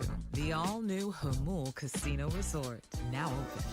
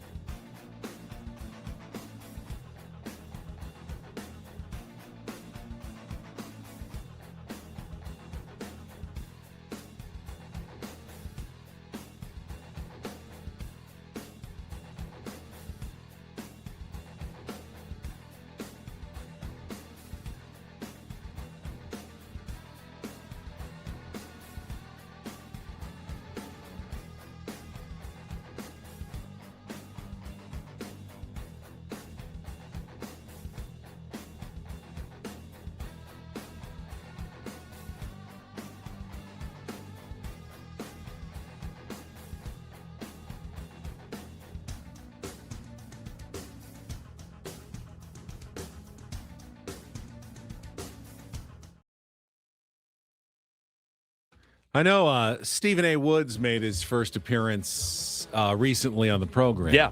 Do you have a version for Colin Cowherd, who's come out with his hot take about the Kyle Tucker signing? Oh, I do not. Yeah. X is actually down, but I just saw the post a minute ago. He said, Kyle Tucker going to the Dodgers seems like overkill, but the Cubs did get Alex Bregman and Edward Cabrera, and the Yankees signed Ryan Weathers, and that seems good. So, Traded I mean, for him. it's always good when the Dodgers, the Cubs, and the Yankees get better in the offseason, right? Incredible. Good baseball takes. Thank you. He's a horrible at baseball. I mean, he's horrible. He's one of the worst. Stephen A. is worse than him. Stephen Woods heard. Yeah, Stephen Woods heard.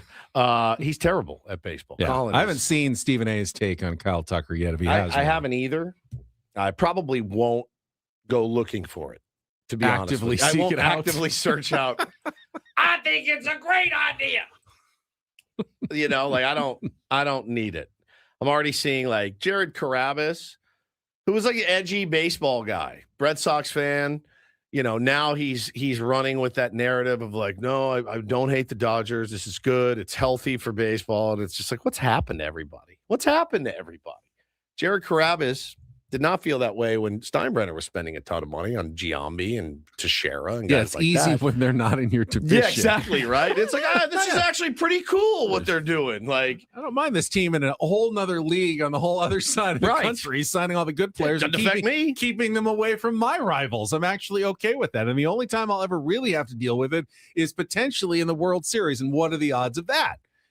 And I will admit, I had some of the same feelings when the Yankees were signing everybody. Go, well, this doesn't really affect the Padres that much, does it? Right, right. It's long way away from us. Yeah, I mean, it affected them in '98, though. It did end up what I mean? affecting them in the World Series in '98. It sure did. So, I don't know. I mean, it does feel a little bit like, I always make fun of Jelly Roll for being an industry plant, right? I like his music's fine, but it's not good enough to warrant the coverage that Jelly Roll gets.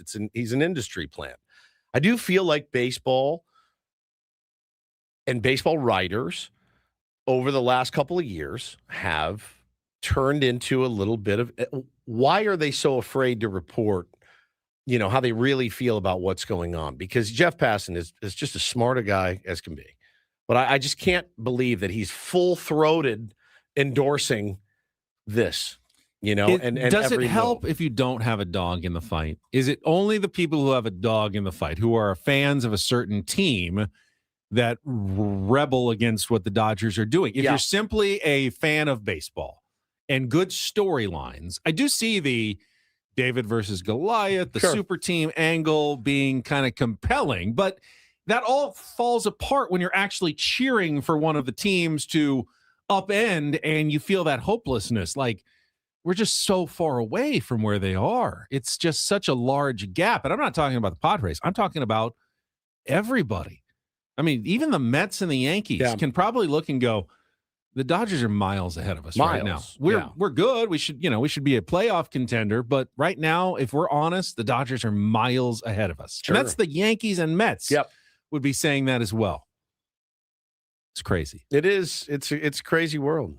Paulie, did you find High Heels by Walker Hayes and Flo Rida yet to see if it is exactly what Woods thinks it is? I hope I'm not embarrassed. No, I will admit, in my research, I was looking for a shoe-related song, and that was not one I was familiar with, and I didn't bother listening to it. Nor should you. You're just trying to write the question. I don't have to listen to all the you don't need songs to do all the intake on Woods. I just have to know that they exist. Don't need to do all the reporting on it. Let's see here.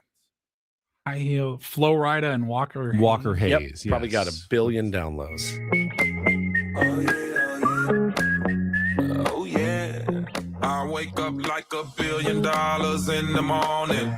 Actually, I haven't even looked if this has like any cursing. Explicit. It usually says could be. explicit somewhere. Always thinking about explicit. Every chance you get. My life is like giddy up, family daddy. Almost got that Same Grammy, thing, but man. I guess they don't look fancy like me. But I'm cool and I got Just plug and play. I've got It's low plug. miles on my Prius rolling around listening to Jesus. It's just plug and play. Plug and play. I don't believe Flo Rida or Walker Hayes. I don't even know Walker Hayes. I don't think he has a Prius. I don't think so either. Man, interesting. That was terrible. SD Activist says they're just fired. They're afraid of getting fired for being a hater. Journalism is lost. It's only just PR pieces lately. It's journalism if the subject does not want it to be printed. How do I get Pablo Torre on this? I needed Pablo Torre to do a deep dive on Mark Walters and what's going on up in L.A. and expose some things. But leave Bill Belichick alone. Yeah, leave Bill. Yeah, exactly. And do a deep dive on the Dodgers. Can I push back on something? I know we're going to let that man live. Mason Miller sound. Just because you criticize something doesn't make you a hater of it. I'm a hater, though. I'm a full hater. I mean, you can be, but like Pat Forty loves college basketball, has covered it for decades. Yeah. He wrote a scathing piece in Sports Illustrated about the point shaving gambling scandal, Sure. the indictments that came out yesterday. And he goes, how has the NCAA not like done more? Like they're just basically going, whatever, it's not Duke and it's not North Carolina. So I it's don't not care. UCLA. So it's just New Orleans and Robert Morris and Buffalo. So why we're not going to make a huge deal about it? It's like, where's the outrage? Where's the safeguards? Why aren't we doing more about this? He was incensed that people are just like, it's just another day, another gambling scandal. Well, move on to tomorrow. Yep. And I do get that, but that doesn't make him a hater of college basketball. He wants it to be better. I want the sport of baseball to be better because I'm a baseball lover. And I think what the Dodgers are doing is not making the sport better. It's making it worse for too many fans. Yeah. So I'm not hating, I'm loving, and I want it to be better. And that's why I'm critical of what's going on. I am mostly critical too, just because I hate the Dodgers. So Right. yeah, that's All right, that's a big part of it. Let's check traffic. We all love Mason Miller. We He's easy to do. love. Oh, I love Mason Hear Miller. a little bit from the Padres closer to be on San Diego's #1 sports station, 97.3 The Fan. From the 855 Get Ross Traffic Center, protecting San Diego after accidents or injury, here's Kelly Danick.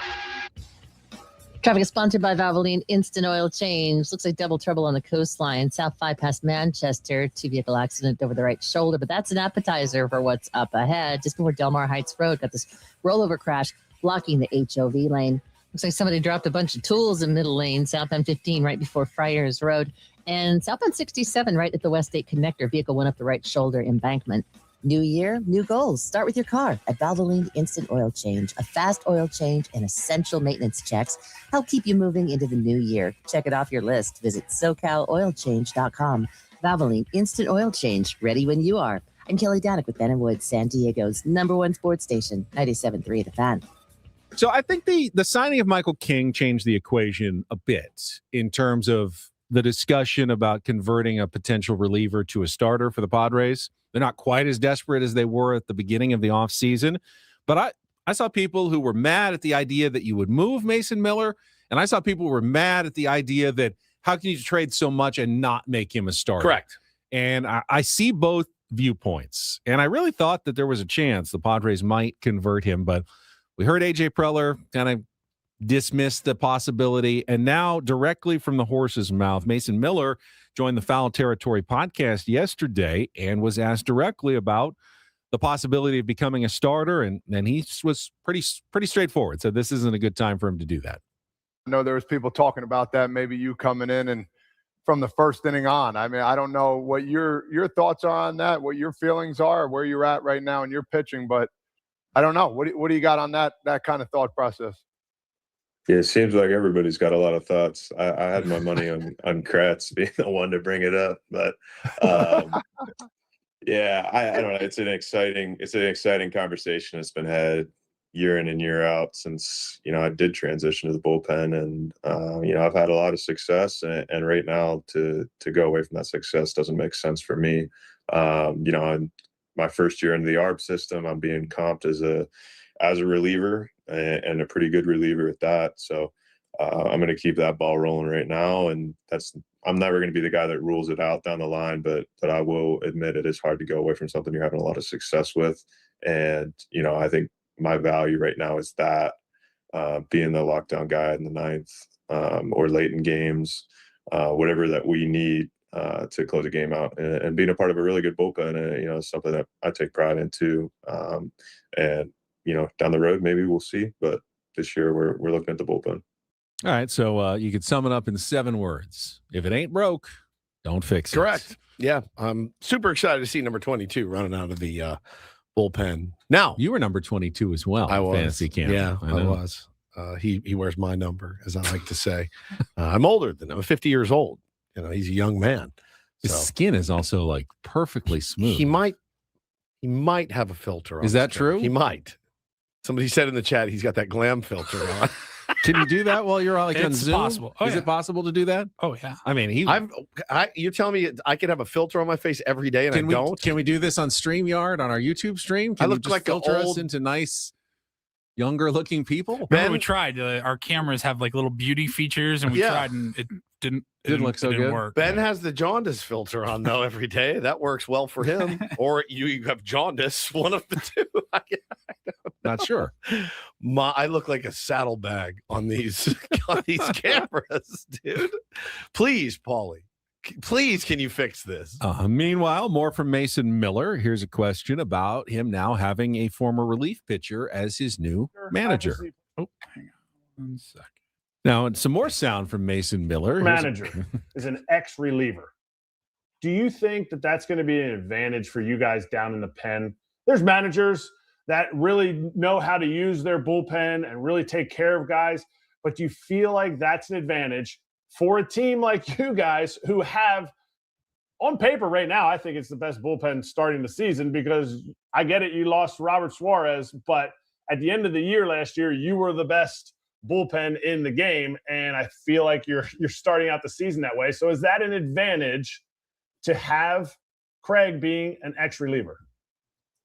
Hard to imagine a way that it's not going to be. I think just the awareness that Ruben and Fritz already bring from the pitching side, and then you throw in that Stan also, spent a lot of time down there, knows the conversations we're having, knows how to read between the lines of a guy saying like, yeah, I'm good to go, or yeah, I feel good, but they've thrown back-to-back days or things like that.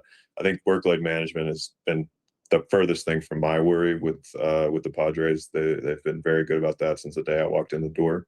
But I think just matching up those situations and talking to guys about where they find their success and hearing it from the players, because I think that's something that's important to the way the team's heading is, what players think and, having those honest conversations and not so many of those conversations where, it's kind of worried about somebody's feelings or anything like that. I don't think anybody's worried about that. You put it out there and, get your opinion heard. And, it doesn't matter about being right or wrong necessarily, but having a conversation and working to a mutual agreement, I think is going to be key.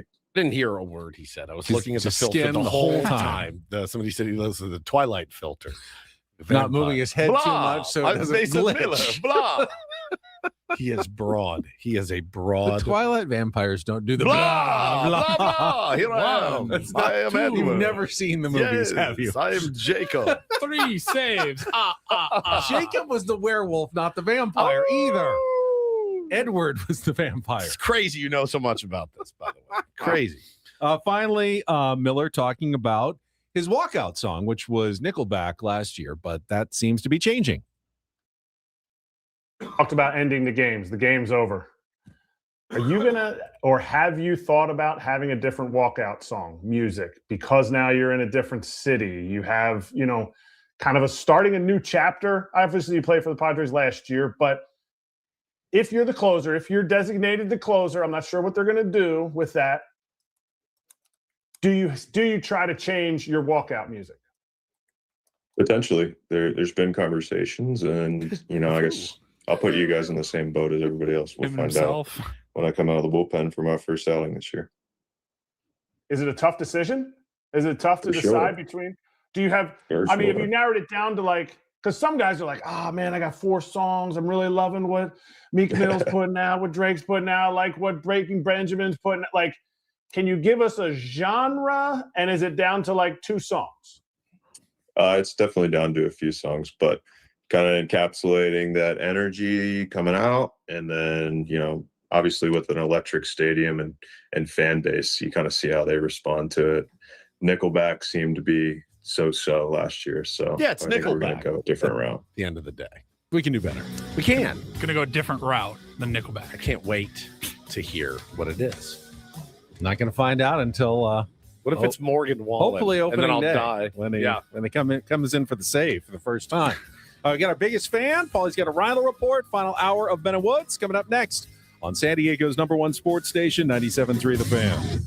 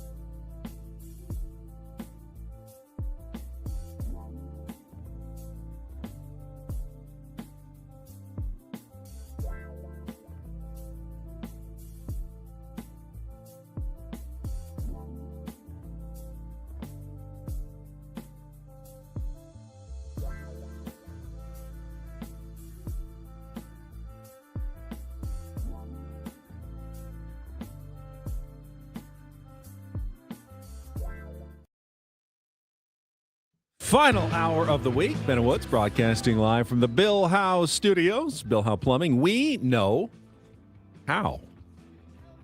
Yeah. Kyle Tucker's still on the Dodgers. No, still. He didn't opt out yet. Yeah, has not opted out. He does get the chance to opt out in a couple of years, but he's going to be on the Dodgers to start the year. Before we do anything else, let's get to today's biggest fan. If you hear your name called, you'll have 10 minutes to call us back, qualify for the grand prize drawing. Tier 1's on pins and needles right now, 833-288-0973.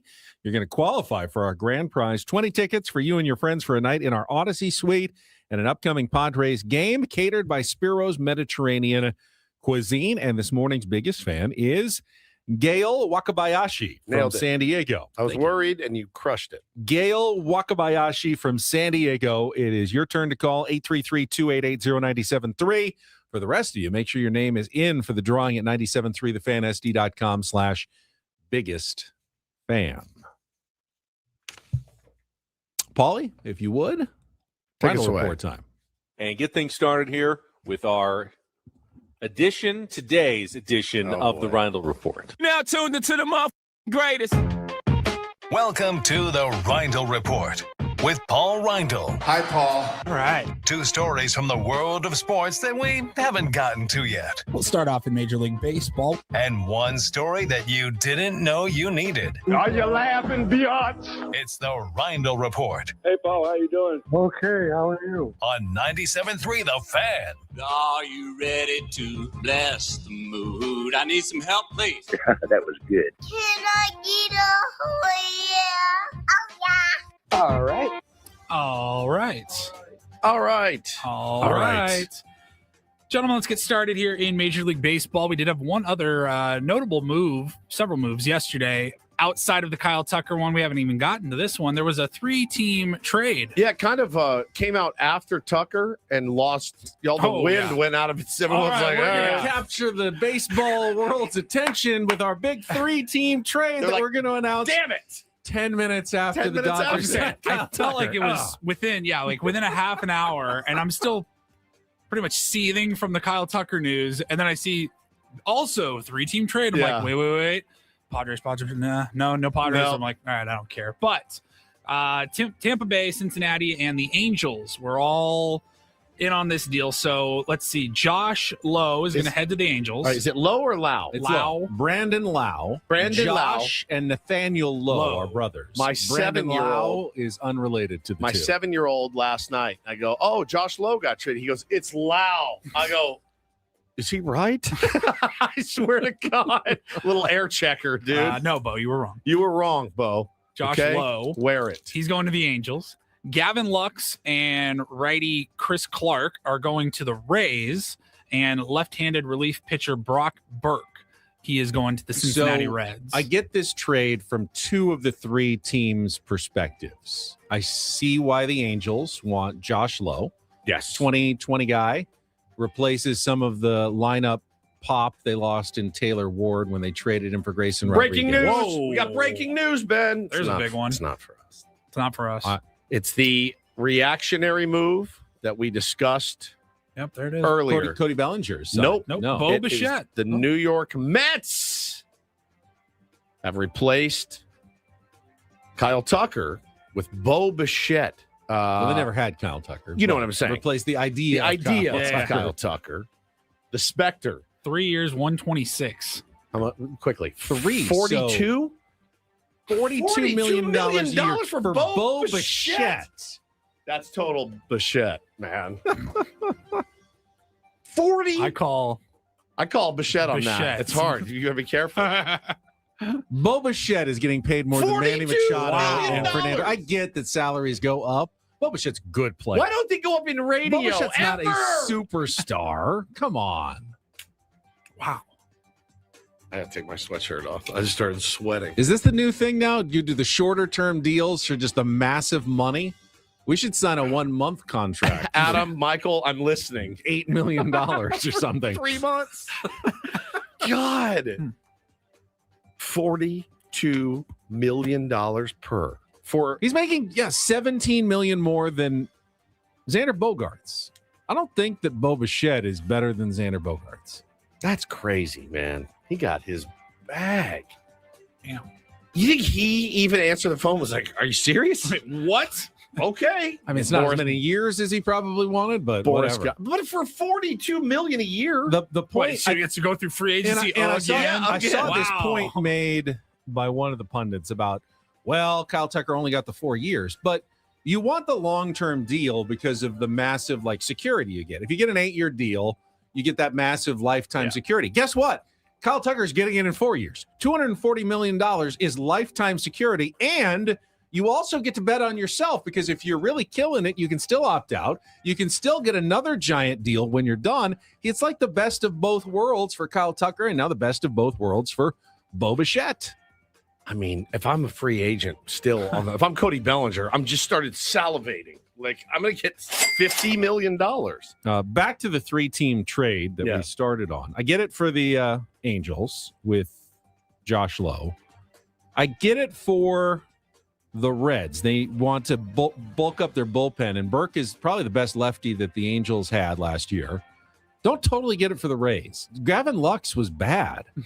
I mean, they've added they think they can fix Gavin Lux. I don't know much about the other pitcher, but unless they really are high on him or really feel like, oh, no, we know exactly what's wrong with Gavin Lux, I don't know how this helps the Rays particularly. I think the Rays probably, Gavin Lux is pretty good bat to ball guy. Like, he's a 270 hitter, 260. Negative .2 WAR last year. Really? Was that defense? Partly. He played a couple of different positions, I think, for the Reds. But it's like, if you don't rake in that ballpark, how are you going to do? And where are they still playing? No, they'll be back. They'll be back in the Tropicana. But again, it's the Rays, so I think the Rays have really good player development. So I think maybe they tend to make it work, but I didn't totally get this one. And who's the other guy? I bet they're probably saying, what's the pitcher's name that the Rays got as well? I hadn't heard of him. Just caught me mid sneeze. We get you. You didn't get to resolve the Chris melody. Clark. Chris Clark. To the Rays. I don't know much about Chris Clark. $42 million. No, Bo Bichette's going to play second now for the Mets because they have Francisco Lindor at short. That's a good 5th round minor league draft pick. 4-10 with a 4.73 ERA at Class A Inland Empire last season. Project. So they like his stuff. Yeah. Okay. All right, we will move on from baseball to the NFL, getting ready for 4 divisional games this weekend, one of which the Seattle Seahawks taking on the San Francisco 49ers. But everyone is wondering, will Sam Darnold actually play for Seattle? They are the favorites to win this game. I think they're still the betting favorites to win the Super Bowl. But obviously, with a question mark at quarterback, that's going to change some things. He's been dealing with this oblique injury. It's got him listed as questionable. He expects to play, at least as of today or whatever, yesterday at practice. But how closely should we be paying attention to whether or not Sam Darnold plays? Closely. I mean, I was all in on the Seahawks in this game, but if Darnold ends up not playing or playing limited because of the injury, that changes the equation. Certainly. Who's the backup? Drew Lock is the backup. Said he's almost 0% chance he won't play. Almost 0. Got some treatment. But the oblique as a quarterback, I mean, there's no ideal injury if you're a quarterback, but the oblique is one. Now, if you're San Francisco, it's like the mission is clear. No sympathy from the 49ers. They have a zillion injuries. Well, right, but the mission is clear. Like, we have to hit him early, twist him and a little hard. bit. Twist him a little Oblique. bit. Ow. Gosh, left side. So, left side oblique. Yeah. The 49ers also announced Fred Warner, San Diego's Fred Warner, will not return. Was hoping they might get him back, but he's getting closer, but not going to play. And that line stayed at about the Seahawks. 7.5. I don't think it's moved yet. It's hard. I mean, if Sam Darnold actually plays and plays pretty effectively, nothing really changes. Wait, Angelo just makes a great point I had totally forgotten about. The Mets have Marcus Semien as well. Right. They traded for Marcus Semien. What? Where is Bichette playing now? I don't know. First base? Third? DH? Third? I don't know. My Twitter feed is not working, so I can get. Good point, Angelo. I totally forgot they got updates. Marcus Semien. I mean, one of those guys can DH, I guess, but it's a lot of money for Bo Bichette. Jeez. Yeah. Man, third base, okay. But they got Brett Beatty and they got Mark Vientos, guys that they are committed to, I guess, in New York. Maybe one of those guys has moved or something. Yeah, Morosi says he's expected to play third base. Third base for the Mets, Okay. according to a source. Hey, we're going to give you $42 million to play a completely different position. Okay, all right. Sure, it'll be fine. Like, I'm sure you're excited. Simeon's been he's a second baseman. So they're going to move Bichette to third for $42 million. If I'm paying $42 million, I want that guy at his natural third baseman. Well, I want you at your natural position, right? But hey, man, he's a good play. I mean, good glove. Like, probably pick it up. Just pretty crazy. All right. Finally, we will wrap it up. Saw this the other day. Matthew McConaughey has trademarked his signature catchphrase, all right, it's all right, it's all right. I'm amazed it took this long. I kind of am too. He seems like the kind of guy that would have been all over that. He is doing this to protect his voice and his likeness from unauthorized misuse by artificial intelligence. Okay. That's the primary reason for this. Smart. So the trademark registration says, quote, the mark consists of a man saying, all right, all right, all right, wherein the first syllable of the first two words is at a lower pitch than the second syllable. All right. And the first syllable of the last Don't say it. word. It's sued. Right. Yeah. And then the first syllable of the last word is at a higher pitch than the second syllable. All right. All right. All right. Yeah. Okay. Don't say it. Kind of play it along. It's like Beetlejuice. You say it 3 times, and Matthew He McConaughey's appears. lawyer appears. He's shirtless. So he actually did apply for this like 3 years ago, or 2 years ago, December of 2023, and it was just approved recently. And he also went and got 7 other trademarks, it says, including a 7-second video of McConaughey standing on a porch. There's a 3-second clip of him sitting in front of a Christmas tree, and audio of him saying his "Just Keep Living" quote. Yeah, he has just keep living. trademarked all of that. LIVIN, living. Got to keep living, Just man. gotta keep living, man. It's What great. about bless the mood? It's great As- advice. As he He trademarked hasn't- I don't know bless that the that made mood? it into the trademark. I think we're actually good. We can still use that one drop. freely. Yeah, bless the mood. Need Bless some the help, mood. please. Reporting that the Bichette contract includes 2 opt-outs after both years of the contract. So basically 3 one-year deals, like the Michael King deal, except way more expensive. I mean, for 42 million, like, you know what? I think I can get 46. I'm gonna opt out. It's insane. It's insane. Wow. If my son is listening, get your ass into the backyard and get on the tee. ASAP, both of you. Get back in, skip school, and go hit off the tee today. It's insane money. He doesn't have a plus arm, which is a concern from making that throw from third base. Does he not? I mean, no. Played shortstop for years. Eno says Bo Bichette had about the same arm strength as Alex Bregman on competitive throws last year, 82.3 miles an hour. Below average for the position, but workable. Semien threw almost 6 ticks weaker. I guess Bichette is a third baseman for the Mets. It's unbelievable. Man. $42 million to put a guy out of position in the first year is really something else. That's something else. He's a good player. Good player. But Good like, player. I didn't not think 42 million a year player. I didn't either, man. Nathan says third base is in his bloodline, so he'll be fine. Yeah, Dante played third base for the Colorado Rockies, I believe. Yeah, that's crazy. Well, good for the Mets. I mean, again, it does it not feel like a reactionary move to losing Kyle Tucker? Does it not? Yeah, and an overpay. And an overpay. We know that feeling. Yeah, we've been there. It's not a good feeling as a fan base. You're like, I'm excited to get this guy because you're an addict for new players, and there was a little bit of like trepidation. There where you're was just like, this feels like maybe a bit of an overpay, or we just an embarrassment of riches. Like at the time, with Bogarts in particular, we just didn't feel like we needed him, and just a pure reaction. Like, we got to do something. Like we didn't get Judge, we didn't get Turner. Yeah, we're getting somebody. Got to do something. I think there was one more big free agent that Correa.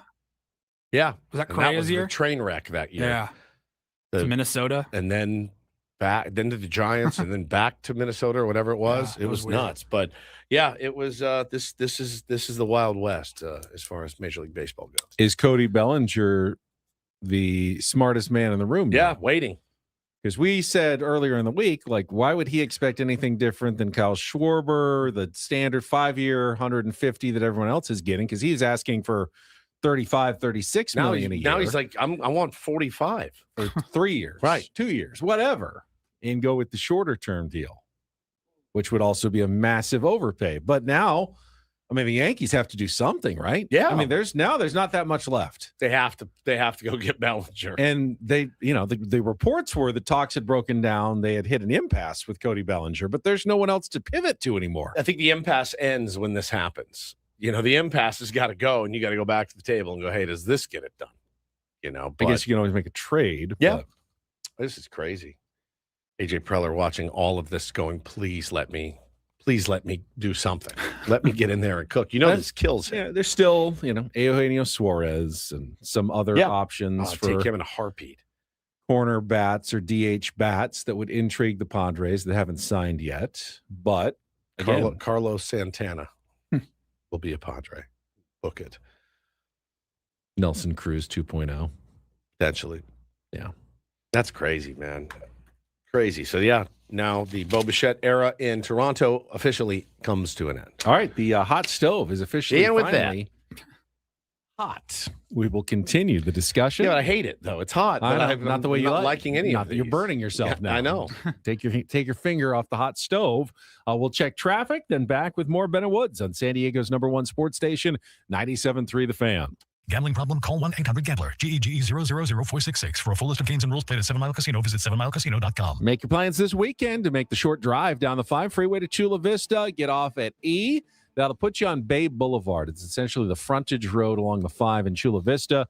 After one light, and then you'll turn right left into the parking lot and pull into 7 Mile Casino. You will look from the outside and go, okay, whatever. You'll walk inside and you go, this place is awesome. Awesome. If you are a card player, they know exactly what they were doing when they set this place up. Texas Hold'em, Pai Gow Poker, Baccarat, and of course, beloved California-style blackjack. You will have a great time at 7 Mile Casino. We have our resolutions, our intentions. Make it your intention. Get down, at least check it out this year. That's all we ask. Just go down and check it out one time. I think check out the brunch at Sammy's this weekend. It's 9 to 3 p.m. on Saturdays and Sundays. Best in the South County. Enjoy their patio. With the great views of San Diego Bay, and play some cards. Have some fun at 7 Mile Casino, just 7 minutes from downtown.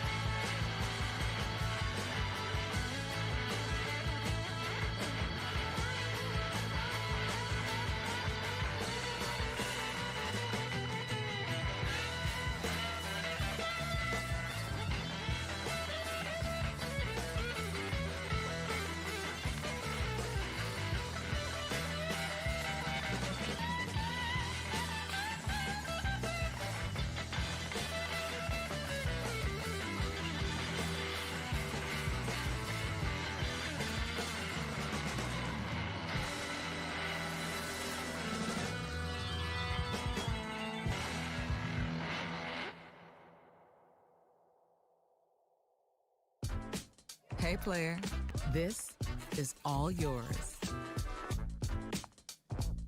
This room with this view. This speakeasy with this cocktail. Hey, could you make that too? The spa with this. Ah. And this pool on this roof. This is all for you. The all-new Hamul Casino Resort, now open.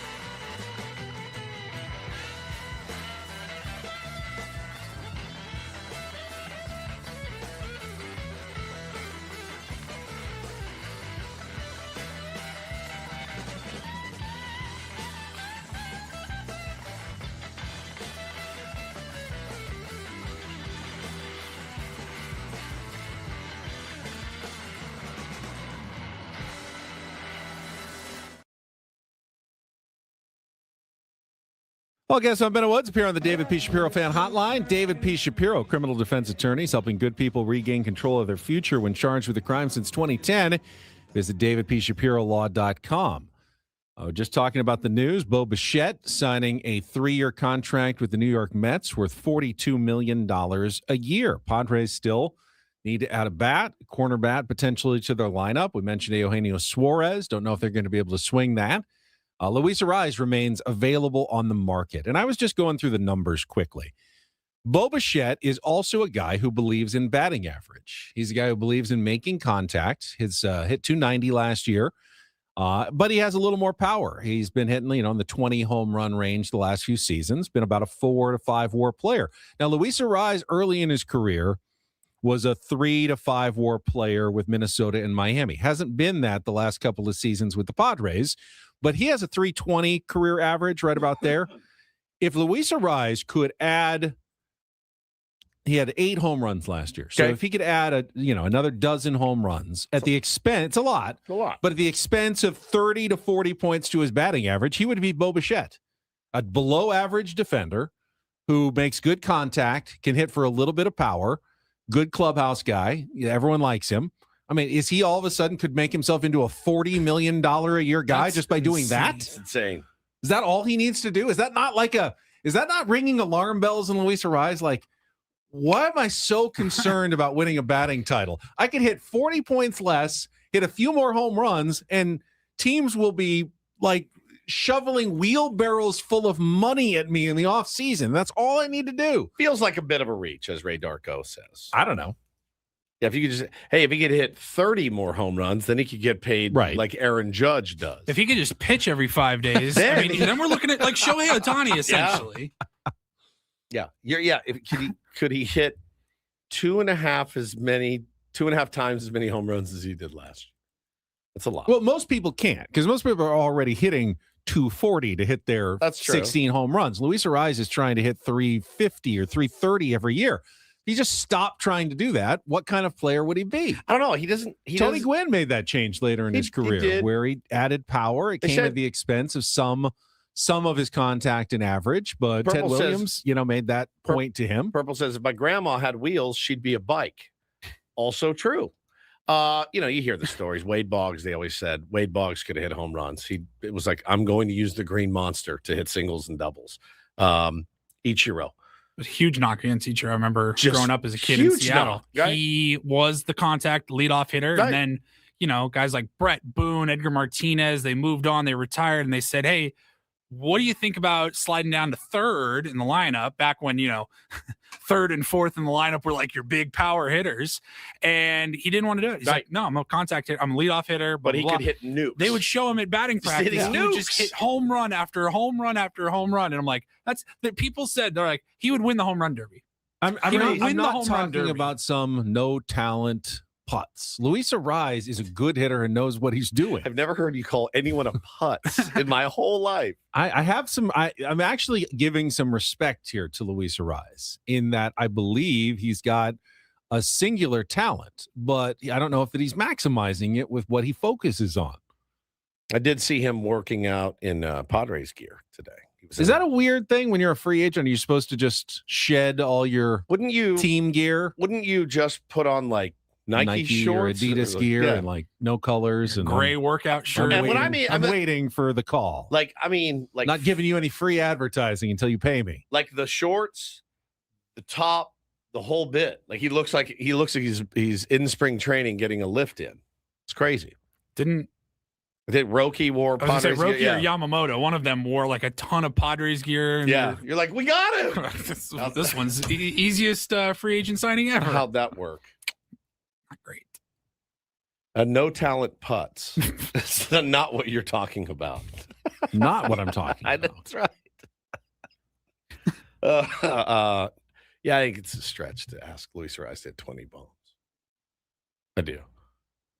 Even if he at the expense of 40 points on his batting That's average. A completely different completely player. different. Yeah, it is. He gets knocks on hits outside the zone. Like only Vladdy Guerrero Sr. would hit balls that Luis swings at out of the ball. But he's like the only one. Who else is a notorious bad ball? There was some in history. Vladdy's the one the one you remember. Vladdy's the one you He would hit it remember off the most, ground, and you're like, how did you get that? How did you even get wood on it, much less hit it out of the ballpark? And Luis would need to be beyond elite, and they would have to, they have to pitch you a certain way too. Certain way as well. With Luis Arraez, you're like, throw it up there. He's gonna swing at it. I guess I'm just looking at Luis Arraez going, what you're doing is not maximizing your value. Well, for sure. It starts with his discipline in the zone. That's where if he wants to maximize his value, stop swinging at balls 3 feet off the plate. And I know you get knocks on them sometimes. So sure, you feel when you have a bat in your hand, you can do anything with it and any pitch, anytime. And it's kind of worked for him for a long, decent part of his career. Did you know that Luis Arraez's on-base percentage, career on-base percentage, 30 points higher than Bo Bichette's? Crazy. And he doesn't walk at all. What's their slug? Slug is 469 for Bo Bichette and only 413 for Luis Arraez. Yeah. That's right. Can you add 50 points points to your slug at the expense of your average and keep that on-base percentage right around where it is? Yeah. Don't know. I don't know. I do get the sense that Luis Arraez may be back here. I haven't heard anything. No whispers. I would tell you if I heard whispers, but I get that sense. Don't you? Yeah, because I don't feel like he's a guy who is benefiting from this late surge of money. Not at all. I don't think he's the, oh, well, we didn't get Kyle Tucker, let's pivot to Luis Arraez from a lot of teams. So I don't think he's going to benefit from that. And the Padres are, and AJ Preller does play the patience game. He does. He will wait out, guys. Okay, call me. Yeah, we're interested. Not at that price, but hey, call me in a month. If you're not liking what you're seeing, we absolutely will revisit that discussion at a different price point. Yeah. I think it's safe to say, like Vaughn says, I think it's safe to say Luis Arraez is who he is. I remember him going into spring training like, no, I'm gonna take more walks this year. That's something I've committed to. That lasted 3 days. And he's swinging out of his shoes at pitches a foot outside. And hey, man, it is what it is at this point. But we never saw like 2022 and 2023, Luis. 2023 with the Marlins. Nasty. 354, 393 on base percentage, 469 slug. Crazy. And a 4.9 WAR. Sign up with for that. 10 home runs. No wonder Skip Schumacher loved him and said that was the best player he's ever best player I've ever coached. That was insane. And then he came to the Padres and he became a 1 WAR player each year. We never got that, Luis Arraez. Why? How? How does that happen? Well, maybe he wasn't being used the right way. I don't know. So frustrating. So frustrating. Yeah. So he goes, Cole said, I'd take that. Yes. I'd stab somebody with his letter opener for that. I mean, yeah. If 2023 Luis Arraez is available, I'll take him. Take him and play him every day. Yeah. You can even bat him second if you wanted at those numbers. We never saw those numbers in San Diego. Yeah, it was tough. Yeah, the injury, he got the hand injury, then he had the concussion, it was nasty. Yeah. So I don't know. It's in him. He's done it before. Exactly. So I don't know. But yeah, the patience game may be the right thing with a guy like Luis Arraez, because again, I don't know how many guys are knocking on his door to be like, hey, we lost Tucker, we lost Bichette. How about you? It's just a different player entirely. All right, we'll take our final timeout. Come back, spin the topic wheel, wrap things up on a Friday. Yeah, Get buddy. you ready for the long holiday weekend with Ben and Woods on San Diego's #1 sports station, 97.3 The Fan.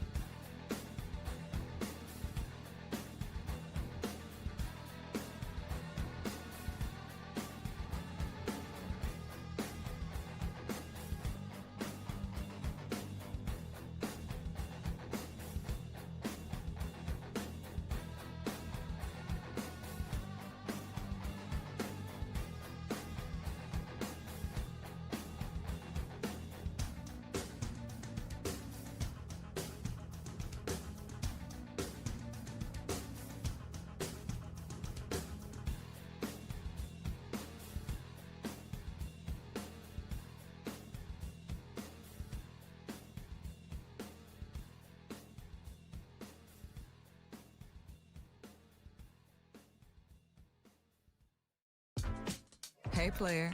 This is all yours. This room with this view. This speakeasy with this cocktail. Hey, could you make that too? The spa with this. Ah. And this pool on this roof. This is all for you. The all-new Hamul Casino Resort, now open.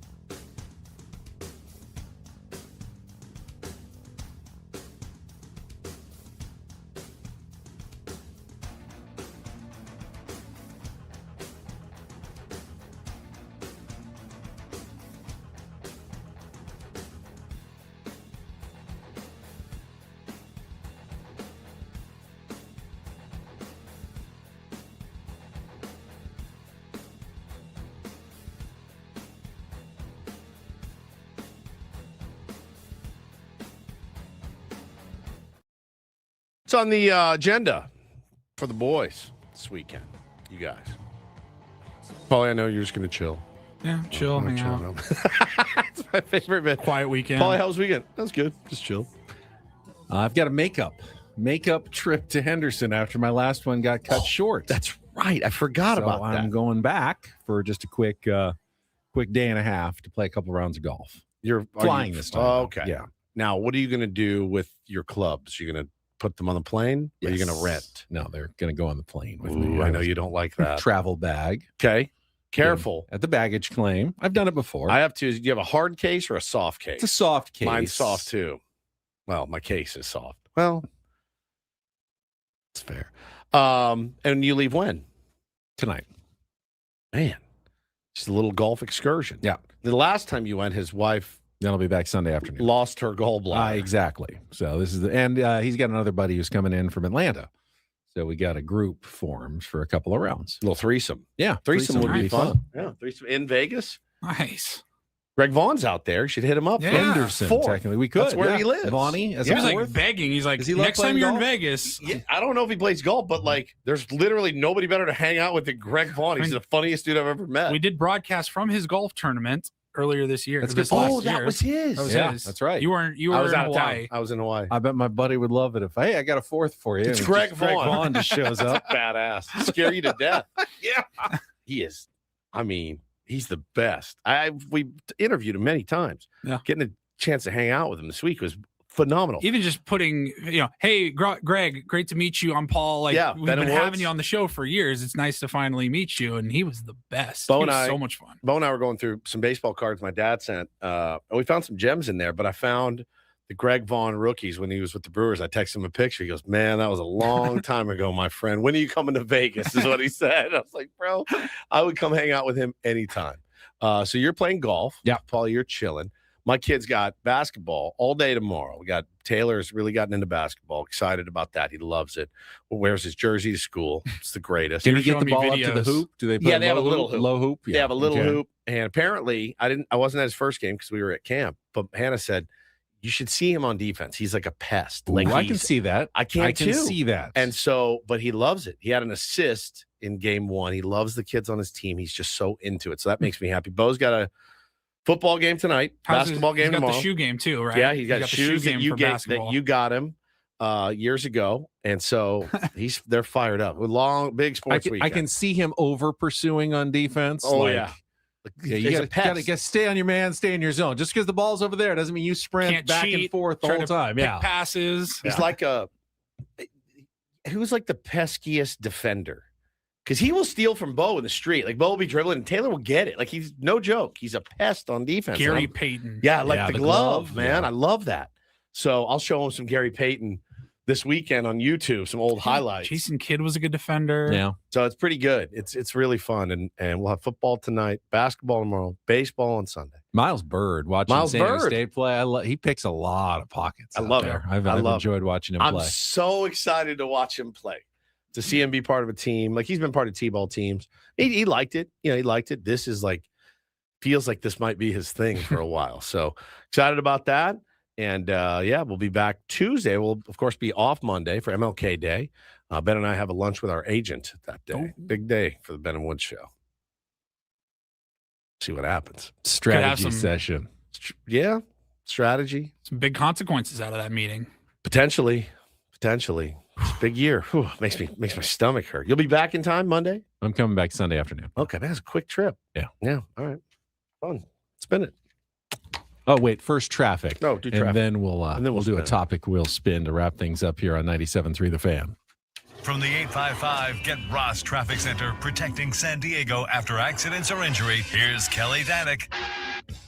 Traffic is sponsored by Valvoline Instant Oil Change. Lots of good news on our roads, guys. Crash has cleared on southbound 5 near Birmingham. Another accident cleared up ahead near Delmar Heights Road. Only problem we got right now is southbound 67. We still have this accident right at the West 8 connector. Vehicle went down the right shoulder embankment. New year, new goals. Start with your car at Valvoline Instant Oil Change. A fast oil change and essential maintenance checks help keep you moving into the new year. Check it off your list. Visit SoCalOilChange.com. Valvoline Instant Oil Change. Ready when you are. I'm Kelly Danick with Ben and Wood, San Diego's #1 sports station, 97.3 The Fan.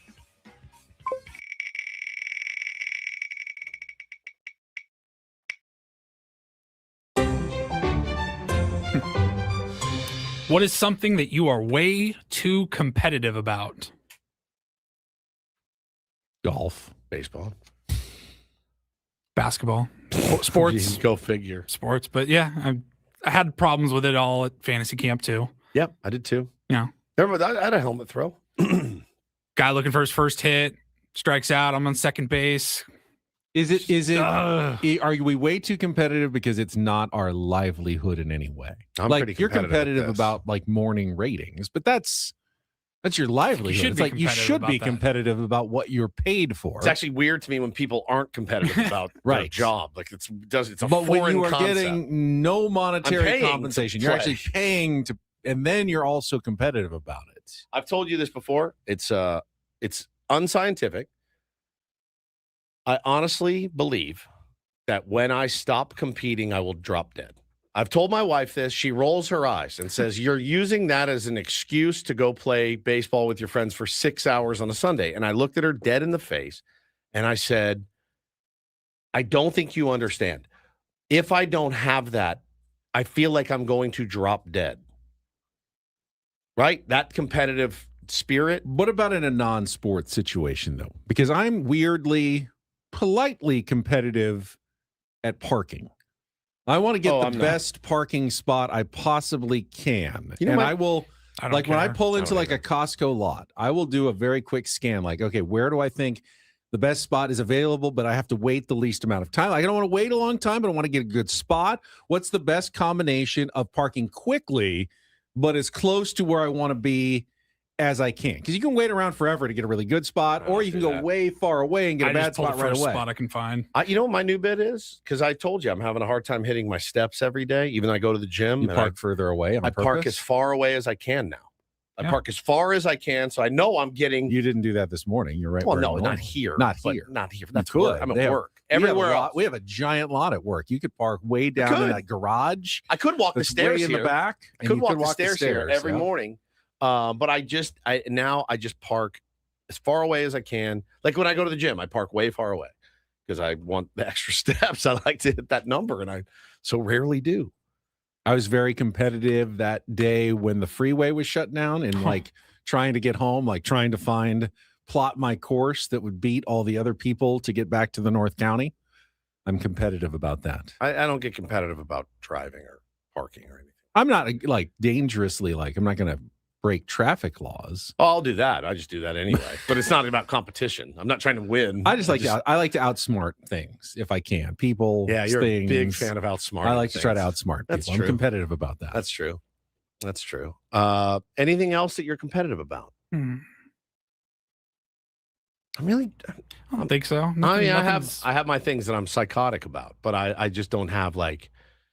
I don't really compete with other parents and stuff. You know what I mean? I'm not a big keep up with it. I'm like more of a. I'm happy in my own little insulated bubble in my home. I'm not like, ooh, I need to get that guy got a new car. I got to get a new car. Like, I'm not that to keep dude. up with the Joneses Me neither. at all. I'm not at all. Not even a little The bit. Joneses are more than welcome to pass Have me a ball. up and all Yeah, those things. Joneses, enjoy yourself. Yeah. That's not who I am. All right, spin it.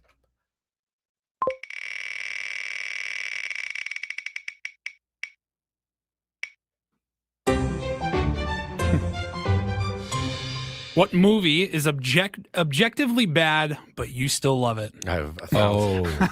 Stone Cold featuring Brian Bosworth, one of my favorite films of all time. He's Brian Bosworth, the football player. He's horrible in it. He's in a he's an undercover cop in a motorcycle gang, and Lance Henriksen is in it, who's brilliant, and I love it.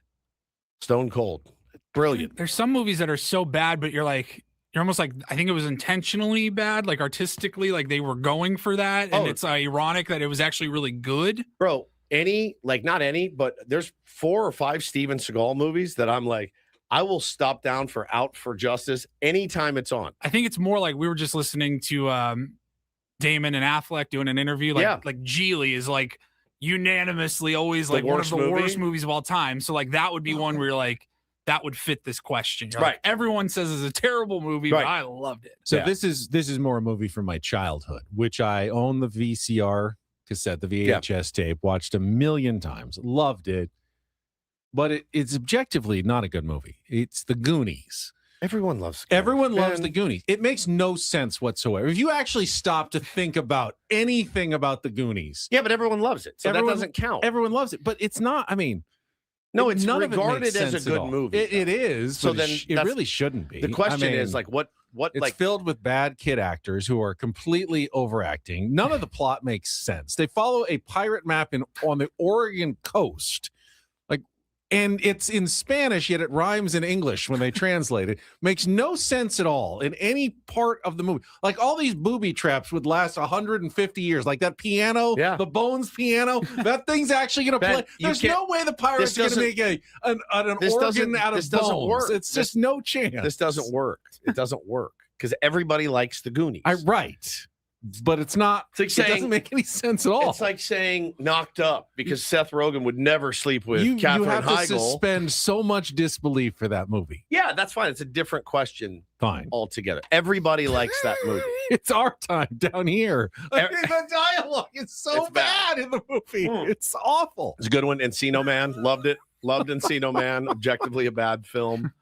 You know what? There's a sports movie that a lot of people did not like or they crap all over. Draft Day.